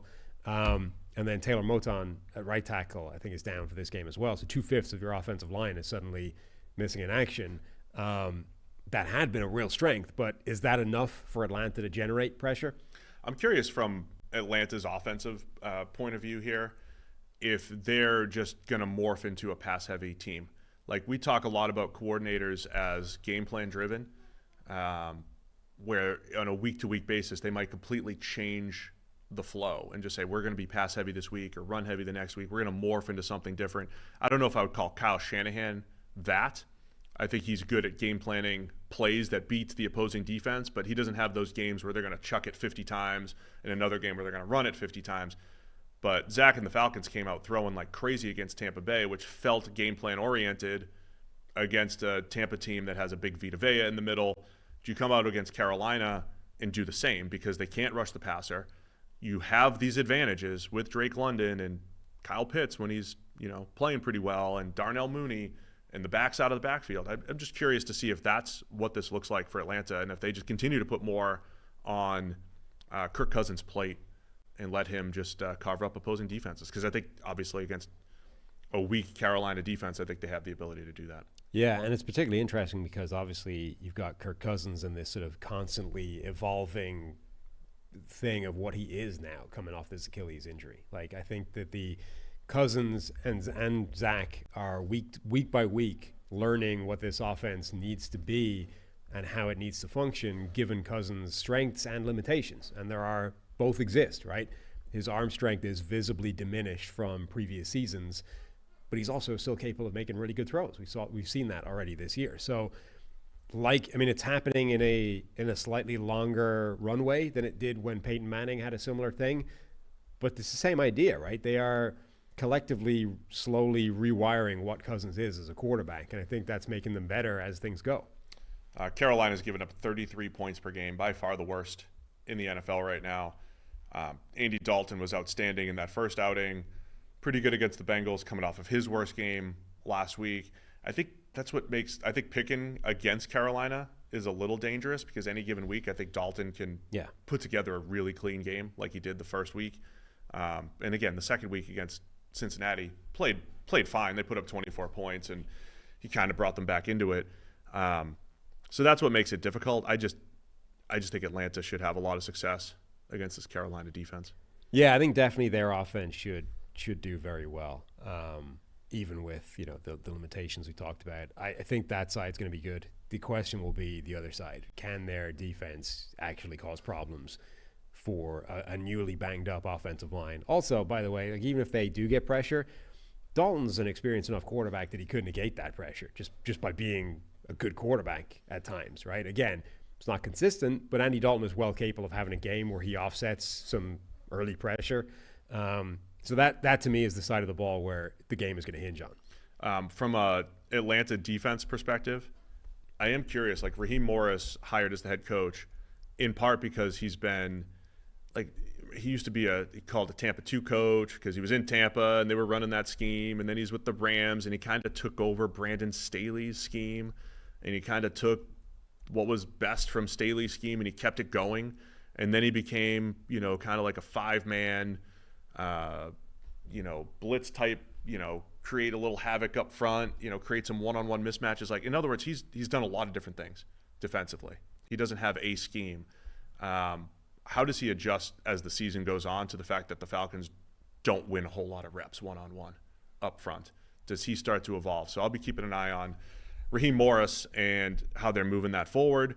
One other thing I wanted to highlight, again, Falcons being pass heavy, they've been able to do it despite an offensive line that didn't look like a great pass blocking offensive line coming into the year, and they're still leaning into that. Can they sustain that even with some of the injuries up front here? Yeah, and this week they can, I think, against Carolina. Right. In addition to Raheem Morris, Jimmy Lake is their defensive coordinator. The broadcast last week was making a big deal again of this cross-training concept. Like, this is a defensive guy that when he was on the Rams staff was in offensive rooms, just like Zach Robinson has done. You've talked about him being a great eye view of defensive side of things, how to attack a defense based off his offense.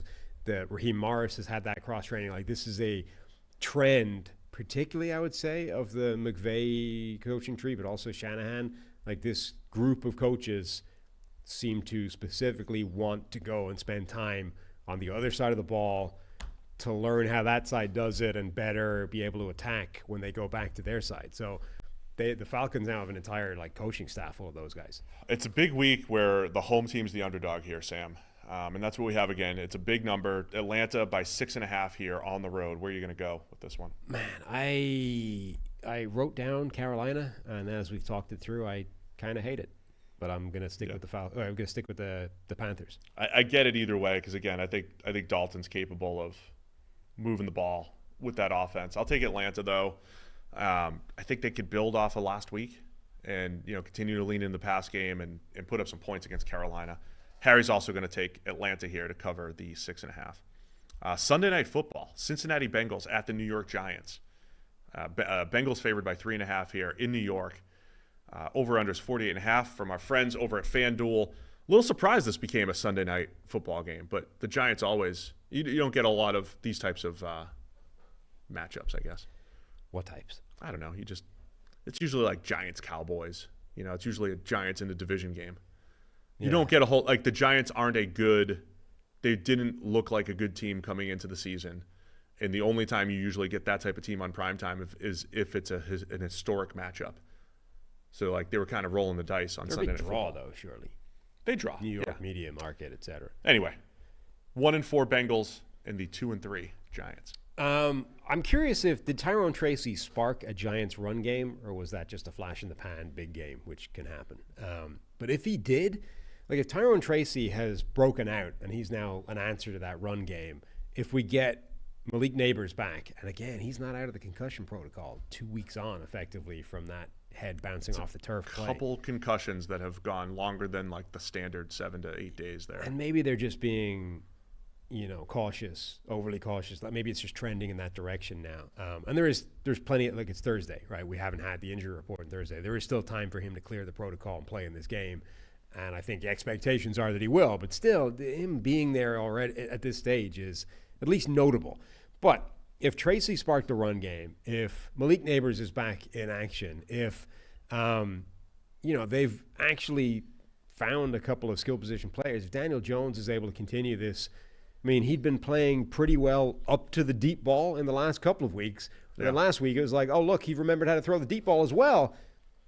All of a sudden, this is starting to look like the theoretical improvement of the offense that we were speculating about this offseason, right?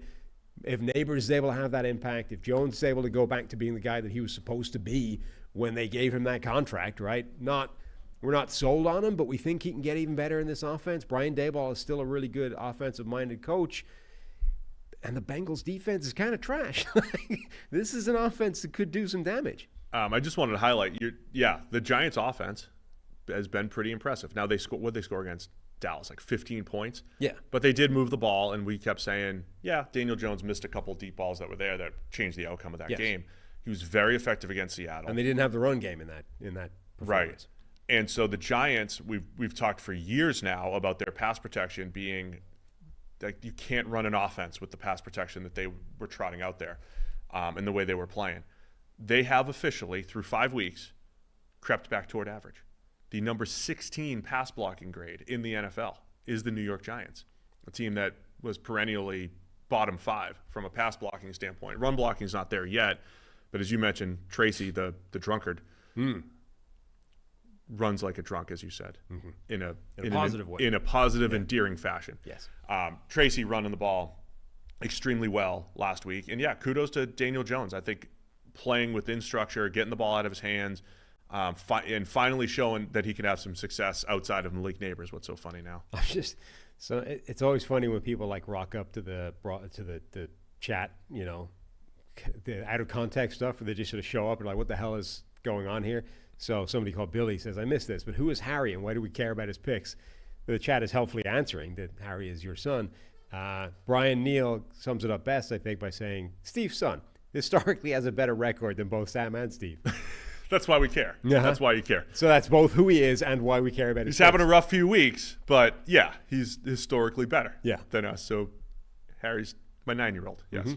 Yeah, that's the other part. He's not just Steve's son, but Steve's 9-year-old son. At some point, I'm going to deal with sibling rivalry, and then Teddy, Benny, and Toby are going to be like, what about our picks? Right. And then I'm going to be listing all of them a few years from now. We're going to have 7 of us picking. At that point, we're not reading them out. We're just directing people towards a sheet. Go to the site, and you get all my kids' picks. Right. And we'll see who the best one is. Go ahead, fight for it.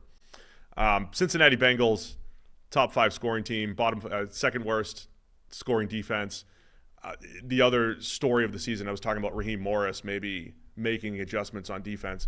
Lou Anarumo is a guy, as a defensive coordinator, that we have talked up and been so impressed with through the years. Always felt like a game plan-oriented guy. There was second-half adjustments. They changed it up every week. They created confusion for quarterbacks, and they're not doing any of that right now. It is an awful pass rush. 3 of the 7 worst team pass rushing grades of the season have been the Cincinnati Bengals. If Trey Hendrickson isn't getting 6 or 7 pressures a game, they're not doing anything up front. Can Lou make some adjustments for the Bengals? Because the personnel is just not there right now, even with some of the reinforcements that they've gotten on the defensive line over the last week. Yeah, it does. So it does feel like it shouldn't be as bad as it's been, though. Like, I understand that they're shorthanded and they don't have the horses necessarily to have a really good defense. It shouldn't be one of the worst in the NFL, though, even with the personnel. Like, Sam Hubbard shouldn't be getting 0 or 1. Like, he shouldn't be getting 0 pressures for 4 straight weeks. Right. And he did better last week until he got stiff-armed to the turf. Twice on one play. Yeah. Other than that, he was much better. Other than having the kind of play that makes you question whether you belong in this NFL, he played pretty well. So this is, from Cincinnati's perspective, again, if you went in and said, hey, you're going to get the throwback Jamar Chase and T. Higgins is going to be out there. When he gets back out there, he's going to be effective. And other than week 1, Burrow's going to throw the ball pretty well. Like, all those things, you're like, hey, Bengals are 3-2, 4-1. They're sitting here at 1-4 with a point differential of what, like 8 or something, -8 or whatever. I mean, there's some bad luck in there. And the Bengals have an opportunity here. They got the Giants, the Browns, the Eagles, Raiders, and then they go to Baltimore again. Like, 3, if they should be able to, they have a chance to rectify their season, right? Yeah. Go from 1-4 to maybe, 4-4, 4-5, 5-4. That is, possible for Cincinnati, even though I said that their season was canceled. Their offense is so good that they're capable of beating anybody in any given game, right? Now, it's hard because your defense is garbage, but we've seen a lot of teams historically being incredibly successful with a very good offense and a very bad defense. You can win a lot of regular season games in that dynamic, but it's never going to be easy because in any given moment, your defense is liable to collapse and give up a touchdown drive that eradicates your lead. So they could definitely win this game and a bunch of others. But because that defense is so bad, they could equally lose this game, and in addition to the ones they've already lost. So it's a potential rescue game for Cincinnati, or at least they need this, right? We were saying last week was must win. If they lose this one as well, they're completely toast. There's no way back. At least theoretically, there's a way back from here. There's not even a theoretical way back from 1-5. They're just done. It's also, I think, theoretically a sort of statement type of game for the Giants. Like, I know the Bengals are only 1-4, so it shouldn't mean anything to beat them. But if the Giants rock up and Tyrone Tracy still looks really good and the offense is good again with Malik Neighbors and Daniel Jones playing well, and their defense holds up just enough to get them a win against a good Bengals offense, like that would make suddenly the Giants have got 3 wins on the season. They're improving leaps and bounds. Their key skill position players are young and talented. They're not to be overlooked now from that point on. I agree. I think there's a lot at stake here. This will be a fun Sunday night game. And as you mentioned, the Giants have been, look, at worst, they've been way more competitive than they were last year for most of the season until Cutlets came in. Way more competitive with Daniel Jones, we'll say, this year than last year. And, yeah, they have a chance to get back to 500 here. So Bengals by 3.5 here in New York, Sunday Night Football. I'm going with the Bengals, but almost nothing would shock me about this game. I'll take the Bengals as well. Harry going with the Giants, going against his hometown team. He's been doing that more this year, I guess. They disappointed him when he went to the game. Right. Monday night. Let's go Pittsburgh Steelers at the Las Vegas Raiders. Steelers by 3. 36.5 over under for our friends over at FanDuel. Is Russell Wilson coming back? He practiced in full. For the first time. Yesterday. I don't think he'll be coming back for this game, but I think that now means that Justin Fields needs to have a good game. Like, I don't think he can afford to play the way he played. I know they got He's week to week now, basically, off of performance, huh? Yeah. So, yeah, pretty much. Like, they got a loss for the first time in a while. He didn't play particularly well against Dallas. If he does that again, like if he has another not good game and another loss, I don't know that he survives that as the starter, even if technically he's still the backup. Like, I think if he has a good game and they win, they're not going to go away from him. Like, they're going to keep him in there, even though theoretically they've been saying all along Russell Wilson is the starter. But I do feel that hinges on his performance. Like, if he has a bad game and a loss, they probably go back to Russell Wilson the next week. So it's a big game for him. It is a big game. Fields probably the worst game of his season the other day with, putting the ball in harm's way a couple times, but still kind of brought them back in the fourth quarter against Dallas. So, yeah, this is a good one. Aiden O'Connell getting his first start against the Raiders. Remember, O'Connell last year as a fourth-round rookie had his ups and downs. He had some games where he was really impressive. He had some games where, was it against the Chiefs? He didn't even complete a pass in the first half on Christmas, and they were still winning because of defensive touchdowns and turnovers. So he was kind of up and down last year, but you and I have both been intrigued by the upside of O'Connell because he's got some special throws in his bag. Just a matter of taking care of the ball a little bit better and showing some consistency. So Raiders are trying to see if they can get something out of him here in year 2. Yeah, it does, however, feel that things are already spiraling out of control with the Raiders. Like, making a change at this point, going to Aiden O'Connell, it's already sort of flying the flag of, like, we're just grasping at straws, hoping that something does something. I mean, Minshew has been okay. It's not, okay. He's been okay, and yes, his overthrow to Brock Bowers was a massive turning point last week that went from we're about to go up with another touchdown to actually no, they got a pick 6 and it's a tie game now, and they didn't score for a long time after that. So, yeah, but it does sort of feel like, Antonio Pierce has gone from the vibes coach, like, yeah, rah, we're all back, to everything he's saying now is like flying in the face of, I got this. It's like, calling out players for business decisions, trading away Devontae Adams, making a change at quarterback. This all screams. I told you, man. Like, last year it's just fake. It's a fake job. The interim head coach is not a real coach. You're not doing the same job. You're holding the fort for someone else. It's not a job interview. It's not a depiction of what the job is going to be. And this isn't even me commentating on whether or not Pierce is doing a good job or not. It's just going back to the decision oh, the locker room really wanted him. Well, one of the guys in the locker room that really wanted him was Davante Adams, and he's going to be out of the locker room soon. So it doesn't matter. Like, don't listen to the players and what the players care about. Just everything he's doing this season sort of screams reactionary coach who doesn't really have a handle on what's happening. And that's not good. Raiders are in a rough spot here because when Davante Adams is on the field, we saw it for a half in week 2 against the Ravens. It's like good luck covering Davante Adams, and now Brock Bowers and Jacoby Myers is a great 2. You bump all those guys up the depth chart. You lose that alpha 1 that Davante Adams is, and then the fact that you just can't run the ball effectively whatsoever.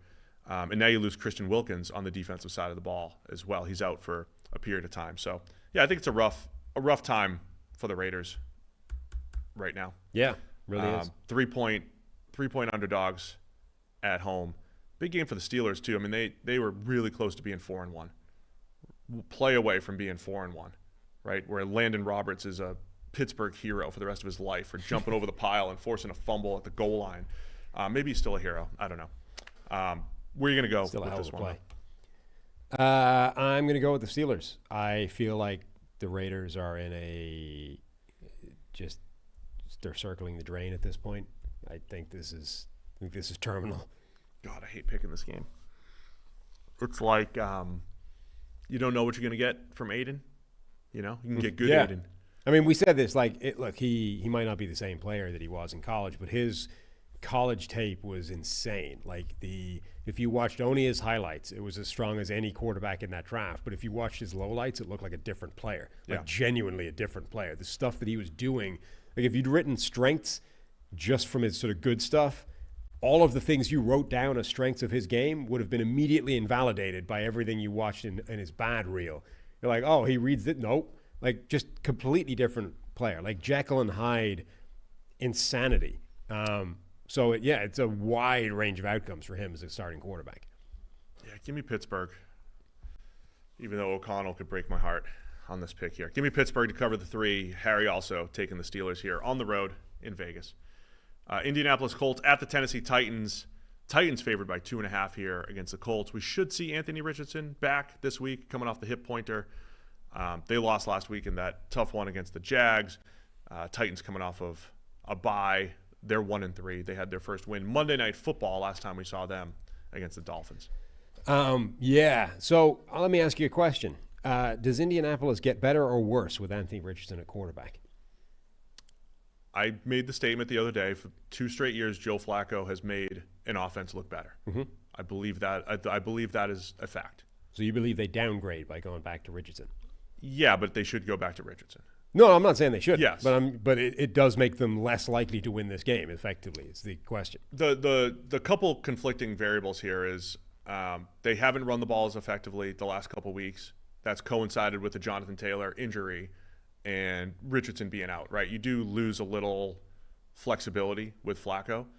But Flacco, I mean, it's really remarkable what he's morphed into. And again, I know we focus on turnover-worthy plays a lot, and there was a lot last year, even with the Browns. But if you take those away, for the majority of the snaps, Flacco is over there making good decisions. When Josh Downs has a mismatch, he's finding it, and he's hitting it in stride, and Downs has been cooking the last couple weeks. When Alec Pierce has a deep ball opportunity, Flacco's giving him the chance, and Richardson did too. And so Pierce is over there 10th in the league in receiving yards despite being 93rd in receptions or whatever. There's just a lot of running the offense effectively, and then when Flacco's done that, you see the level of playmaker that the Colts have from a potential standpoint, right? A high-end possession guy of Pittman, the deep threat in Pierce, a high-end possession guy in Downs. It's pretty impressive. So I think Flacco's been effective doing that. You still want to go back to Anthony Richardson, though, and build your run game around him, and then look, he's your quarterback. Hope that you're hitting a few more throws than he did previously. Right. He is your quarterback, and you certainly haven't seen enough from him so far to be like, oh, no, we got to abandon that plan and go to Flacco. On the other side, though, you've got Will Levis is not 100% guaranteed to start this game yet. He's coming back from that shoulder injury. He's practicing, but it's not a guarantee that he's going to be playing yet. And I do wonder, I know that they've come out and publicly said, like, he's the quarterback, blah, blah, blah. I kind of wonder, though, privately, fly on the wall stuff, how eager they are to see what it looks like with Mason Rudolph for a full game rather than Levis.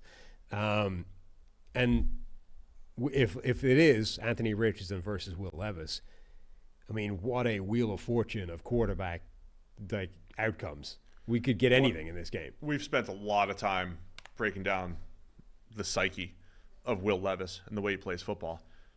Interesting stat that I found here, though. Anthony Richardson has only 39 completions this year, for 654 yards. That's a massive number, right? That's more yards than Will Levis. Levis has 67 completions, right? So almost 30 more completions and fewer yards, 604. So Levis averaging under 10 yards per completion. You usually want that up around 11 or 12. That's the other part of the Levis decision-making where, look, Richardson's had some bad turnovers, some bad misses, but he's flipping the field all the time with the big arm. That's what Levis is supposed to bring to the table. If he's going to be our Jameis, and he right out of the gate. He needs to have more big plays to coincide with the with the right. Ones. Like when he first got a start last year, right? The first thing that happened is, look, he's unlocked DeAndre Hopkins, 4 touchdowns. Like, boom, finally there's a guy that can actually take advantage of this receiver we have that can still win jump balls, that can still flip the field, that can still make big plays. This season, according to PFF, he has 2 big-time throws. Meanwhile, that's being offset by a weekly, all-time or boneheaded decision. That can't happen. So, yeah, honestly, that might be a bigger problem than the catastrophe that happens every week. Is he's not offsetting those catastrophes with anything. We're trying to incrementally claw back one disastrous mistake by a bunch of little plays. If we were getting games that looked more like that first week of his first start, where it's it would be more like Joe Flacco, right? He's going back. We're talking his first start, week 12 or whatever last year against Atlanta. But it would be more like Flacco then, where he's racking up 300 yards and then there's a catastrophe. Yeah. Or more like Jameis, right? Where we're putting 5,000 yards over a season, but 30 interceptions. That's not happening. Will Levis is playing his way to the bench at both ends of the spectrum by at least one nightmare of a play every week. And the fact that he hasn't actually brought the positivity to the table. The other aspect of both of these guys, Anthony Richardson and Will Levis, at what point does their playing style change? Richardson taking hits, and Levis, at least when Richardson takes hits, you're like, it's after a 20-yard gain, right? He's a legit rushing threat. Levis needs to stop trying to just pick up 5 by diving over 15 dudes or lowering his shoulder like a fullback. At what point do both Anthony Richardson and Will Levis learn how to take care and protect their bodies, particularly when they're running? There's an internal cost-benefit analysis that is not happening when Will Levis plays the game, right? At no point. Great way of putting it. At no point does his brain ever run the cost-benefit analysis of any play. It's all just what's the benefit here? Do you ever boggle your mind at how quickly your brain can think about things and react? I was pitching indoors one time in college, and pitching against my buddy who's an All-American, hits a line drive at my head. And we have a screen, but your head is uncovered, right? Mm-hmm. So you can pitch. And I watched the replay, and the ball's halfway there, and I'm just sitting there like this. And then but in an instant, you saw me move out of the way. It's how does the body react that quickly and the brain react that quickly? And sometimes you make these quick decisions. And I'm picturing what Levis doesn't have that as much, right? He's in a preseason game against the Niners, and your brain can do this really quickly. It's it's a preseason, it's week 2, it's first down. We still have 3 more downs to go. And it's he either hears that and ignores it and just lowers his shoulder, or he's just not going through that process quickly. There's no contextual evaluation going on with any decision he ever makes. When you watch, it's preseason, man, slide. When you watch the Manning cast, or when you listen to Tom Brady, when he actually starts to give insight as to how the quarterback is thinking, or even Romo, you hear them, they're acutely aware of down and distance, game situation, where we are in the season, where the exact, all the things, when you have to spend 5 minutes on the sort of the analytics, plugging in the situation, because the situation is everything, right? They're always aware of that, constantly. So the decision becomes instantaneous because they don't have to plug in the information for 5 minutes first. It's already there. It's like a background static baseline. Levis just never has that. It's we don't even, Levis never even enters the information. It's just every decision is built off its own merits, and he's never factoring in down distance, game script, whatever. He's just like, I can make this happen. And that's a problem because that's part of what makes those guys great, and he just doesn't seem to have that file in the data bank. We can analyze billionaires and Will Levis to no end. Another shout out for Devondre Sweat and how good he looks last time we saw him, especially against the run against Miami. Fun to watch. 360-pound second round rookie for the Titans. Keeping an eye on him this week as always. This line moved a lot. So this is another one, Sam, in Sleeper. It's got the Colts favored, and we're seeing this now. Titans favored by 2.5. So that's moved a bit. Where can I find this game in Sleeper? There it is. Colts are favored by 1.5 in the Sleeper app. Okay, so we're seeing Tennessee favored by 2.5. Is that right now? Is that all? I see, yes, Tennessee that's right. Okay, so let's say Tennessee favored by 2.5 on the show here. Who you picking? I picked Colts in the app. So you're taking both. Yeah, so either way, I'll take the Colts as well. Harry's also going to take the Colts for this one. Two more to discuss, including tonight's game, Thursday Night Football. Houston Texans at the New England Patriots. The Texans are favored by 6.5. It looks like the Patriots got a half a point since Drake May was announced. Moving their way as the starter. Texans 4-1 on the road against the 1-4 New England Patriots. It is Drake May's NFL first start. Yeah. So the man in Vegas seems to agree with Gerard Mayo. That you're making the team better. Jacoby Brissett has just been an anchor around this offense for the whole season. It's time to free themselves, to cut the chain, and immediately be free with Drake May at quarterback. I feel like that's optimistic. Maybe he sparks them. Like, he's certainly capable of some big plays. I just don't think that's been the problem. I think their offensive line is garbage. I think their receiving core is problematic. I don't really see Drake May fixing it.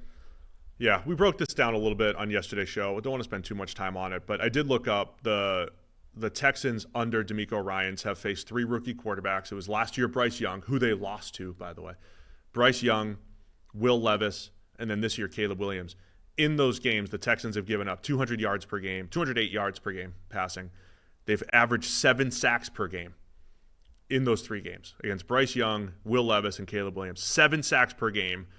Giving up 1 touchdown and 3 interceptions. So small sample size, but that's, we're in the memory banks. We have Caleb Williams back in week 2 against the Texans, seemingly under pressure every single snap, seemingly under pressure in situations where he couldn't do anything, had no options, and the Texans did a really good job of exploiting the Bears' pass protection. You pair that with the Patriots having one of the worst pass blocking units, one of the worst run blocking units, and as you mentioned, no real receivers to separate and get the ball out quickly, could be ugly for New England. Remember last week we were like, the Seahawks are better across the board. The one place the Giants could have this game go their way is if Dexter Lawrence wrecks shop against the interior of that offensive line, and that's in part what happened along the way to that upset. Houston's defense has given up quite a lot of explosive runs. Like, the one way you're like, this could go New England's way is if they're able to keep ahead of keep in a favorable game script situation and break off a couple of big runs and keep things in their favor.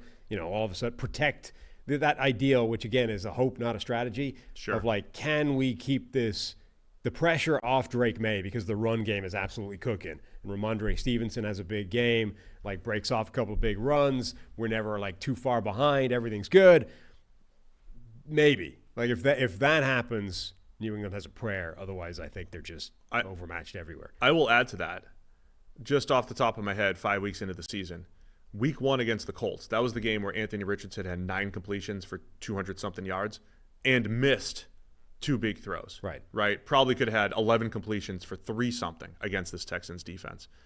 Minnesota in week 3, Justin Jefferson goes 97 yards. Was that game? 97-yarder? That was against Houston, I believe. Yeah. Week 4 against Jacksonville.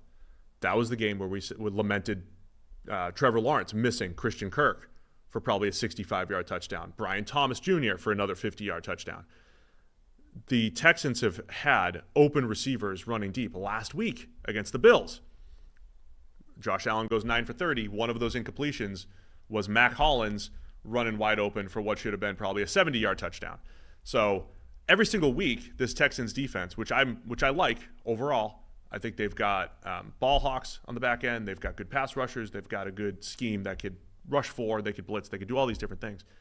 They are 6 or 7 plays from giving up another like 400, 500 yards over the course of the season. And I know you could do that with every team, but you really can't. You can with Houston, where there's been a lot of missed opportunities.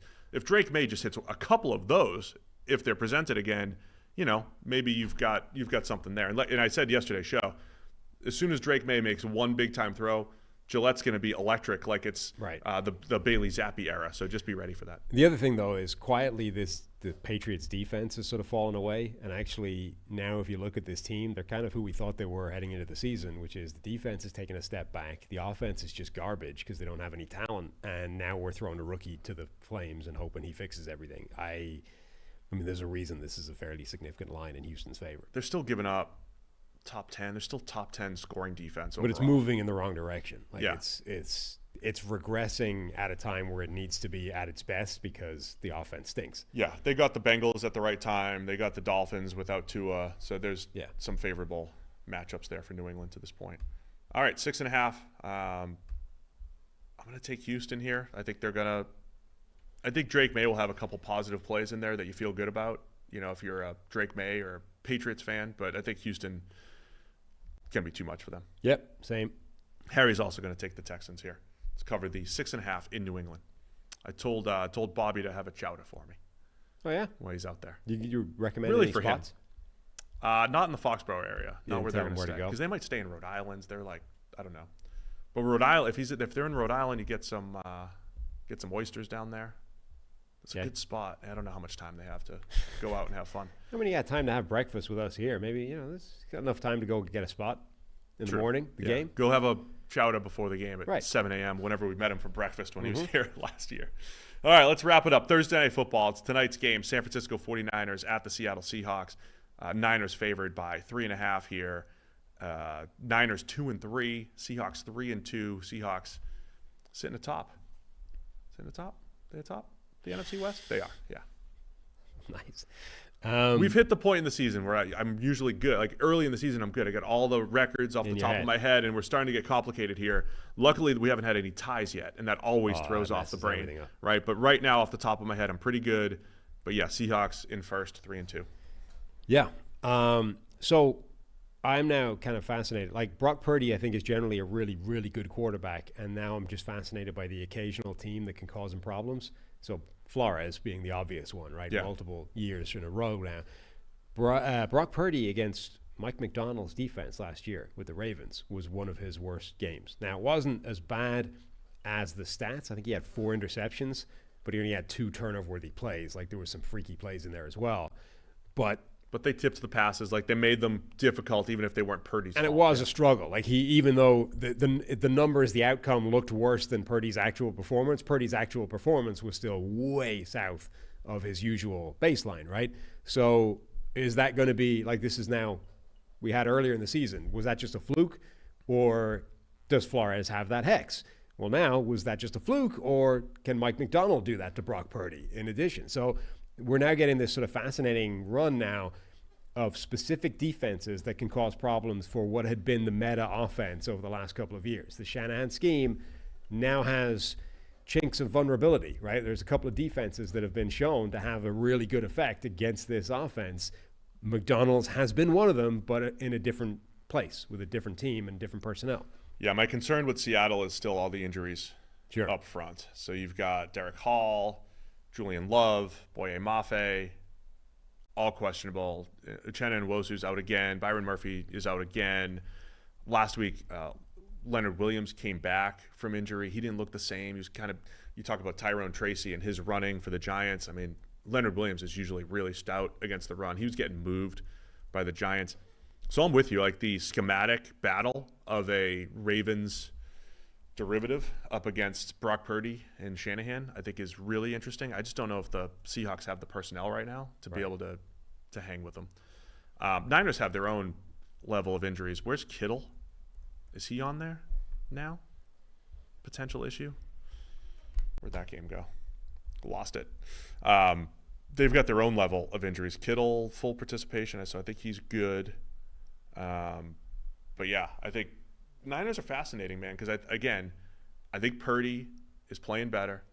He's throwing the ball down the field more. It's less yak driven than it has been in the past. I don't know if that's better or worse for the overall output of the offense. And all of the players they've had to lean on, in this injury crisis have been really good. Like Jawan Jennings has looked spectacular. Okay, Jordan Mason fumbled the ball, but overall he's been really good against these favorable light boxes that teams are showing the 49ers, which may or may not be a reflection of the absence of Christian McCaffrey. But the point being, he's taken advantage of that. Like they haven't had a massive downgrade with this absence of their star players. The one other, what was I gonna say? I don't know. After 2 hours, I've lost my train of thought. Perfect. About the Niners and their offense. Robbie? Somebody on Twitter. I don't think he listens to us, but he deserves credit. So people are looking into the Shanahan penchant to lose 10-plus point leads relative to expectation, and he seems to do it more than others. Yes. Now, it's fun to kind of come up with narratives as to why, like, he doesn't run the ball enough, and he doesn't do this, and he doesn't do that. But they did it against the Rams, did it last week against the Cardinals. But, like, I don't know if you can actually find reasons. Do you think because it's literally Jake Moody missed a field goal, yeah, and Jordan Mason fumbled in the red zone on both on drives that should have put them up 2 scores at a time where the 2-score lead at that point in the game is pretty much insurmountable. It's like a 99% win probability at that point. And instead, Jordan Mason fumbles, Cardinals go back and take the lead, and instead, Jake Moody misses the field goal, Rams come back and tie it and then win it. So I don't know if there's actually something to it. I kind of wonder, though, whether that Super Bowl loss, 28-3, permanently damaged his approach to late game situations. Like, any one of half a dozen separate plays, because so if you think big picture wise, 28-3 up, the thing that Shanahan did as a play caller in that game is stay aggressive, right? Like, he actually kept calling passes, trying to kill the game dead, and people hammered him because things went against him, and ultimately, like, if he'd probably been slightly more conservative, they probably chew enough time off the clock and they win the game, right? It feels like everything since that has been him skewing in the opposite direction of, I'm going to be a bit more conservative than usual. I'm going to run the ball more. I'm not going to be aggressive and go for the jugular and put this game to bed. I'm going to skew more conservative, which ultimately means that instead of being 3 scores up, you're now resting on one play by Jordan Mason or one play by your kicker. Like, it puts you within one fluky play range of these games going against you. I do sort of wonder if that game permanently got in his head and is like, now he's reluctant to really be aggressive in those situations. Yeah, look, I'm not saying there's nothing to it. It's an interesting dynamic. As an analyst, though, I hate when things don't make sense. And so if you told me in August, hey, Brock Purdy is going to be a top 3 graded PFF quarterback, I wouldn't be surprised by that, by the way. I think he's been on the ascent. I kind of predicted that, right? That he's going to be graded well. Shanahan has not had a QB grade. Like, Purdy's grade last year was like 85. It was the only Shanahan grade above 80 since Matt Ryan's MVP season. And if you said that's what they're going to have, they're dominating the league. They're 5-0. But the other piece was, I also think they've been chipped away at depth-wise on defense, both before the season and with injuries. And I think part of that's come back to bite as well. They're not as dominant on both sides of the ball. So the thing that doesn't make sense is the offense should be the best it's ever been, even with some of their injuries. And yeah, they're just missing a little something when it comes to closing out some games. Yeah. So all that's, and then look, Seattle's had their injuries. They had they're coming off the Detroit game. That's why they lost to the Giants. The Detroit game. The theory that's going around. The week after you play Detroit, you're so banged up that you lose. Yes. You're so physically annihilated by Dan Campbell's group that you can't win. So they're bouncing back from that, but it's a short week too. So, but I like Seattle's offense and the way they've been able to chuck it around with Geno and all their playmakers as well. They got away from the run last week, Seattle, but I don't say this often, but they need to run the ball more. Give the ball to Ken Walker. He's a playmaker. Give the ball to Walker, Charbonnet. Kind of get a little bit more of the balance or / different answers for opposing defenses. Think they can have some success on the ground against the Niners in this one. Mm-hmm.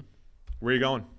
I'm going to go with the 49ers. I think that they've lost games they shouldn't have lost, but I don't think that that's like a reflection of a problem. I think they've just lost some games they shouldn't have lost, and they're a better team than that. Yeah, I hate that their record's 2-3 because again, it doesn't make sense to me. It doesn't make sense. I just don't think it's real. I mean, you are what your record says you are. Like ultimately, you're not. They're a better team than that. Yeah, they're a 4-1 team that blew it twice. Right. That's what they are. But I'm going to take Seattle because they're going to play a close game at home. 3.5. That hook, man, that's a lot. It's going to be a 3-point game in Seattle. Don't know who's going to win. 3-point game, though. I'll take the Seahawks to cover this thing. Never play a normal game. Never play a normal game. Last week was the most normal game that they had, and it ended on like a blocked punt, blocked field goal touchdown, where the team took a knee instead of going for 2. Seattle, what do you do? Harry's going to take the Niners in this one. There we go. Those are the types of plays that must drive bettors insane. You know, like if the guy goes for 2 or kneels instead of going for the extra point, and that ends up hinging a line somewhere. I say it once a year, but the most famous one I believe was Bills Patriots in like '98. Do you remember this one? No. That I mention every year. Patriots score a touchdown to win the game, no time left, and everybody leaves the field. They go up 2 with that touchdown. And they all go into the locker room, and they found out the NFL, because it was in regulation, they have to play the extra point. The spread was 3. So they called the teams back out onto the field. The Bills didn't come out.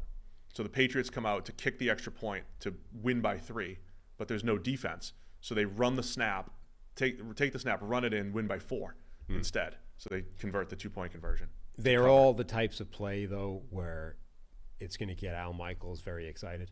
You know, that's true. The most excited he ever is yes, giving cryptic, veiled references to the line that was or was not just hit by a play that was weird at the end of the game. He's been doing that for years. I know, but that's now like the thing. The key. That's by far the most excited he is in a game now. Is cryptically referencing a spread or a line or an over/under late in the game. I'm packing up. That's it. We appreciate everybody for being here. We got one bonus show coming tomorrow. It's a little pre-recorded, maybe, but we answered some of your questions on there. I'm talking with Mike Renner, the great Mike Renner of CBS Sports, about the draft tomorrow. It's going to be premiered on YouTube tomorrow. So we're talking quarterback rankings. We're going to talk about Travis Hunter. Renner's got some sleepers. We're going to try to do that once a week here on YouTube only for now. Mike Renner tomorrow, so be sure to be subscribed so you get the update when it goes live on YouTube. So that's tomorrow. Tonight, of course, back on YouTube as well. We'll instantly react to this Niners Seahawks game and whatever Al Michaels says based off the over/under and the spread. All right, that's it for us today. The full show, next big full show. Check the mic Monday morning. We'll see you again Monday morning, 7 a.m.